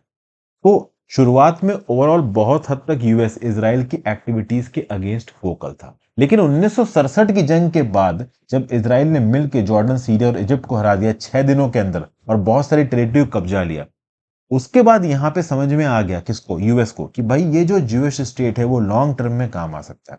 सबसे खास बात ये थी कि 1967 में जब इसराइल जंग लड़ रहा था तो यूएस की तरफ से उनको कोई खास मदद नहीं मिली थी, क्योंकि यूएस उस समय पे वियतनाम वॉर में बिजी था। तो उसके बावजूद यहाँ पे इसराइल ने अरब कंट्रीज को हरा दिया। और खासकर इसमें 2 अरब कंट्रीज, इजिप्ट जिनको सीरिया को हराया था, इजिप्ट और सीरिया को, ये दोनों सोवियत एलाइज थी। तो दोनों सोवियत एलाइज थी, दोनों को यहाँ पे इसराइल ने अपने दम पे हरा दिया। मतलब इसराइल यूएस को समझ में आया कि एक ऐसा स्टेबल एलाई है जो कि वेस्ट एशिया में यूएस की बादशाहत को मेंटेन कर सकता है और सोवियत इन्फ्लुएंस को कम कर सकता है। अब करंट स्टेटस क्या है यूएस इसराइल टाइज का? आज की डेट में इसराइल एक एक्सेप्शनल एलाई है यूएस का। यूएस अनकंडीशनल फाइनेंशियल, मिलिट्री और पॉलिटिकल सपोर्ट देता है इसराइल को। इनफैक्ट अगर आप देखो तो पैलेस्टीनियन टेरिटरीज को 1967 से कब्जा रखा है किसने? इसराइल ने। यूएस उसके अगेंस्ट भी ज्यादा कुछ नहीं बोलता है। इसराइल एक अनडिक्लेयर्ड न्यूक्लियर पावर है, लेकिन उसके बावजूद उसके अगेंस्ट कोई ग्लोबल स्क्रूटनी नहीं हुई, थैंक्स टू चूंकि यूएस ने उसको प्रोटेक्शन दी है। इसराइल को सबसे तगड़ी अमेरिकन एड मिली है। 158 बिलियन डॉलर की एड मिल चुकी है यूएस की तरफ से इसराइल को सेकेंड वर्ल्ड वॉर के बाद से। इसराइल को 3.8 बिलियन डॉलर की मिलिट्री एड मिलती है हर साल यूएस से, क्योंकि इसराइल के मिलिट्री बजट का टोटल 16% है। कुल मिलाकर इनका मिलिट्री बजट 23-24 बिलियन डॉलर है इसराइल का, उसमें 3.8 बिलियन डॉलर तो यूनाइटेड स्टेट्स की तरफ से आते हैं। यूएस का सबसे बड़ा ट्रेडिंग पार्टनर है, इसराइल का सबसे बड़ा ट्रेडिंग पार्टनर यूएस है। बाइलेटरल ट्रेड 50 बिलियन डॉलर का। यूएसए की बहुत डीप डिफेंस पार्टनरशिप है किसके साथ? इसराइल के साथ। ज्वाइंट रिसर्च और डेवलपमेंट करते हैं वेपन्स प्रोडक्शन में। ये जो आयरन डोम नाम का मिसाइल डिफेंस सिस्टम है ना इसराइल का, इसके बहुत सारे पार्ट्स यूएस के अंदर बनते हैं और पार्टली इसको फाइनेंस भी यूएस के द्वारा किया गया है। इसराइल के पास highly advance defence manufacturing base है, जिसको बनाने में कहीं ना कहीं यूएस ने इसराइल की बड़े स्केल पे मदद की। ठीक है। अगर आप देखो तो आज की डेट में 10th लार्जेस्ट मिलिट्री एक्सपोर्टर बन गया है इसराइल, किसके दम पे? यूएस के दम पे। 1972 के बाद से अगर आप देखो तो यूएस 50 बार यूनाइटेड नेशन सिक्योरिटी काउंसिल में वीटो पावर का इस्तेमाल कर चुका है इसराइल के क्रिटिकल रेजोल्यूशंस को स्ट्रक डाउन करने के लिए। 1973 के योम किप्पर वॉर के बाद तो यूएस ने सॉलिड मिलिट्री सपोर्ट भी दिया इसराइल को हर प्रकार के कॉन्फ्लिक्ट में। 1973 में तो ओवरऑल इसराइल, 1973 में योम किप्पर वॉर में इजिप्ट और सीरिया ने सरप्राइज अटैक कर दिया था, लेकिन पीछे से यूएस ने इंपॉर्टेंट और वाइटल सप्लाईज दी इसराइल को, जिसके दम पे इसराइल ने एनिमी ट्रूप्स को पुश बैक किया गोलन हाइट्स में और सिनाई पेनिसुला में। 1982 में यूएस ने मल्टीनेशनल फोर्सेस को लेबनान में भेजा जब इसराइल ने उसके ऊपर कंट्रोल मतलब अटैक कर दिया। फर्स्ट इंटिफाडा के बाद भी ओवरऑल यूएस ने इसराइल का सपोर्ट नहीं छोड़ा। यूएस ने ऑस्लो अकॉर्ड्स, ऑस्लो प्रोसेस को सपोर्ट किया, सब्जेक्ट टू कि हाँ भाई इसराइल के साथ उसके रिश्ते ना बिगड़े। लेकिन फिर ऑस्लो प्रोसेस को जिस इजरायली प्राइम मिनिस्टर ने इनिशिएट कराया था उसी का एसोसिनेशन हो जाता है। तो इसराइल की इलेक्टेड सरकार के हिसाब से यूएस वहां पे उसका साथ दे रहा था। ठीक है। तो बेसिकली आज की डेट में वॉशिंगटन के अंदर रनिंग थीम क्या है? Israel's right to defend. और मैं बता दूं, जो बाइडेन से पहले जो डोनाल्ड ट्रंप थे ना, वो तो इसराइल के सपोर्ट में और ज्यादा आप कह लो सीवियर थे।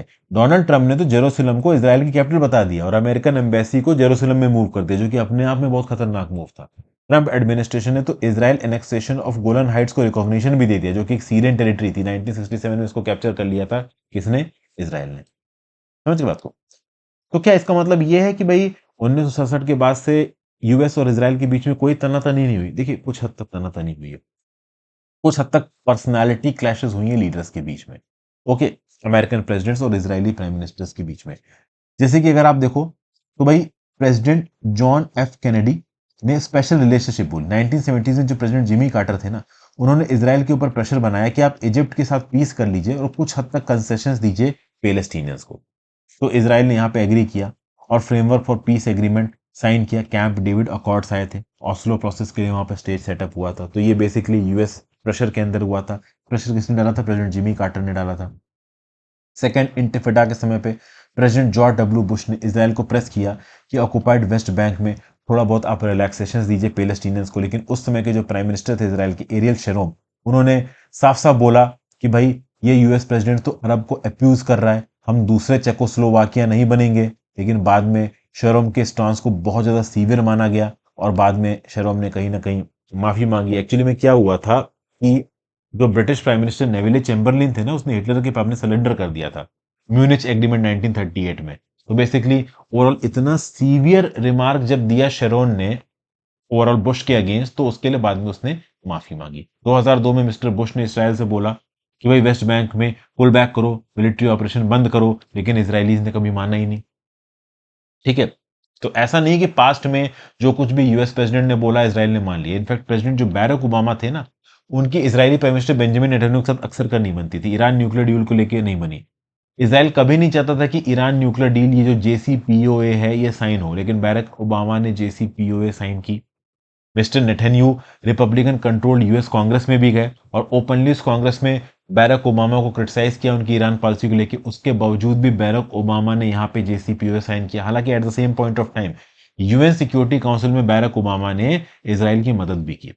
इनफैक्ट बैरक ओबामा के समय पे $38 बिलियन का एड पैकेज यूएस की तरफ से इसराइल के पास गया। तो भले नेतन्याहू गवर्नमेंट के अगेंस्ट बोलते थे बैरक ओबामा, बट यूएस और इसराइल के बीच का कंट्री टू कंट्री रिलेशन इतना ज्यादा स्पेशल था कि कहीं ना कहीं बैक एंड से यूएस को इसराइल को सपोर्ट करना ही है। इनफैक्ट अगर आप प्रेसिडेंट जो बाइडेन की भी बात करो, तो ये जो contentious judicious reform bill pass करा रहे थे प्रेसिडेंट नेतन्याहू, इसके against US president Joe Biden ने बोला था। जो बाइडेन ने बोला था कि भाई ये जो जुडिशियल रिफॉर्म बिल नेतन्याहू और राइट विंग एलिमेंट्स लेके आ रहे हैं इसराइल के अगेंस्ट, ये गलत है। लेकिन 7 अक्टूबर को जो हमास का अटैक होता है, उसके बाद से बिल्कुल आप कह लो क्लियर वर्ड्स में यूएस यहां पे इसराइल का सपोर्ट कर रहा है गाजा के अंदर। तो भी आप समझिए ओवरऑल क्यों यूएस हमेशा इसराइल का सपोर्ट करता है। एक वजह ये हो सकती है कि ये जो पूरा का पूरा रीजन है ना वेस्ट एशिया के बाद, ये बहुत क्रिटिकल रीजन है। और इस क्रिटिकल रीजन में अगर यूएस को अपनी धाक जमा के रखनी है, तो इसराइल का सपोर्ट करना पड़ेगा। कोल्ड वॉर के समय पे यूएस ने इसराइल को देखा as a powerful bulwark against Soviet expansion. Soviet expansion कहीं ना कहीं अरब वर्ल्ड में हो रहा था। अरब कंट्रीज सोवियत के साथ अलाइंड हो रही थी। आज की डेट में भी देखो तो आज न्यूज निकल के आई है कि रशिया के प्रेसिडेंट जो व्लादिमीर पुतिन है, वो इसराइल के एनिमीज को मिसाइलें बांट रहे हैं। तो सोवियत रशिया, उस समय का सोवियत, हमेशा से अरब कंट्रीज का सपोर्टर रहा था। तो इस सोवियत का इन्फ्लुएंस वेस्ट एशिया में एक लिमिट से ज्यादा ना बढ़ पाए, इस चीज को गारंटी कर सकता था इसराइल। इसलिए यूएस ने इसराइल का सपोर्ट किया और यूएस बहुत हद तक वेस्ट एशिया में इन्वॉल्व होता चला गया। और वेस्ट एशिया में ताकतवर होने के लिए आपको इसराइल का सपोर्ट करना ही पड़ेगा। ठीक है ना? अब इसराइल के साथ साथ सऊदी अरेबिया और इजिप्ट भी यहाँ पे बहुत ज्यादा इंपॉर्टेंट था। तो जिस प्रकार से अमेरिका ने अपनी relationship Japan, south Korea, Germany के साथ लगा सकती थी, उसी प्रकार से बहुत सारे फैक्टर, अमेरिका का public opinion, electoral politics, powerful Israel lobby US में, ये सब भी कहीं ना कहीं बहुत इंपॉर्टेंट फैक्टर्स रहे जिसने इसराइल की और यूएस की रिलेशनशिप को बहुत अच्छा रखा। इनफैक्ट मैं आपको बता दूं, इसराइल को यूएस कांग्रेस के अंदर बहुत सपोर्ट है। Vast majority of American Israel को बहुत ज्यादा सपोर्ट करते हैं। इसराइल की जो बिजनेस लॉबी है ना, वो बहुत ज्यादा स्ट्रांग है। अगर आप देखो तो बहुत तगड़ी पॉलिटिकल फंडिंग देते हैं ये लोग यूएस के लॉ मेकर्स को। ऐसा बताया जाता है कि 2020 के इलेक्शन कैंपेन में प्रो इसराइल ग्रुप्स ने $30 बिलियन पैसा डोनेट किया था, जिसमें से $63 बिलियन डेमोक्रेट के पास गया था और बाकी बचा हुआ $37 बिलियन के लगभग रिपब्लिकन्स के पास गया था। यूएस पॉलिसी मेकर्स, इनफैक्ट अगर आप यूएस के बड़े बड़े एंटरप्रेन्योर्स की बात कर लो, मार्क जुकरबर्ग जी हैं, overall Sergey Brin, Larry page जो कि गूगल के फाउंडर्स हैं, इनके ज्यूइश ओरिजिन से। इनफैक्ट ज्यूइश बिजनेसमैन आपको भरे हुए मिल जाएंगे। मैं आपको बता दूं, ये जो ज्यूइश कम्युनिटी है ना दोस्तों, बहुत जबरदस्त टैलेंटेड कम्युनिटी है। एक्चुअली में बहुत टैलेंटेड है ये। इनका नंबर बहुत कम है, बट अपने नंबर के कम्युनिसरेट इनकी औकात बहुत ज्यादा है, इनकी पहुंच बहुत ज्यादा है। ओवरऑल इनका आप कह लो नेटवर्क बहुत बड़ा है और ये होते भी बहुत टैलेंटेड है, ये हमेशा से टैलेंटेड रहे हैं। कहीं ना कहीं दुनिया इनसे इनके टैलेंट के दम पे भी चिढ़ती थी। अब जिसके पास ज्यादा टैलेंट है वो अपनी ताकत फैलाएगा, अपना पैसा फैलाएगा, और जब पैसा ताकत फैलती तो लोगों को पसंद आता नहीं है, फिर एंटीसेमिटिज्म भी फैलता है। समझ गए? तो अमेरिका की डोमेस्टिक पॉलिटिक्स में प्रो इजराइल लॉबी बहुत इंपॉर्टेंट है। मिलिट्री इंडस्ट्रियल कलेक्शंस इनके यूएस के साथ बहुत ज्यादा है, यूएस के साथ डिफेंस रिलेशंस इनके बहुत ज्यादा डीप हैं, इतने डीप हैं कि कोई भी यूएस का प्रेसिडेंट ओवरऑल सिंगुलर बेसिस पे इजराइल के साथ रिश्तों को उतनी आसानी से तोड़ नहीं सकता या कमजोर नहीं कर सकता। इजराइल लॉबी बहुत स्ट्रांग है यूएस के अंदर। तो इसके चलते ओवरऑल हमेशा से यूएस की सरकारें इसराइल को सपोर्ट करते नजर आई हैं। थोड़े बहुत हिकअप्स रहे हैं। देखिए 1948 से लेकर 1967 के बीच में भले इसराइल यूएस के रिश्ते थोड़े गड़बड़ रहे हैं, लेकिन 1967 के बाद से barring some hiccups between Israeli prime ministers and US presidents, बाकी सब रिलेशंस फ्रेंडली रहे। So thank you for watching friends, यहाँ पे लेक्चर खत्म करता हूँ। एक्चुअली में बहुत ज्यादा बड़ा लेक्चर हो गया, बोलते बोलते भी मैं थक गया हूँ, बट ठीक है। अब 2 दिन का लेक्चर है, कोई इंपॉर्टेंट न्यूज मैं यहाँ पे छोड़ नहीं सकता।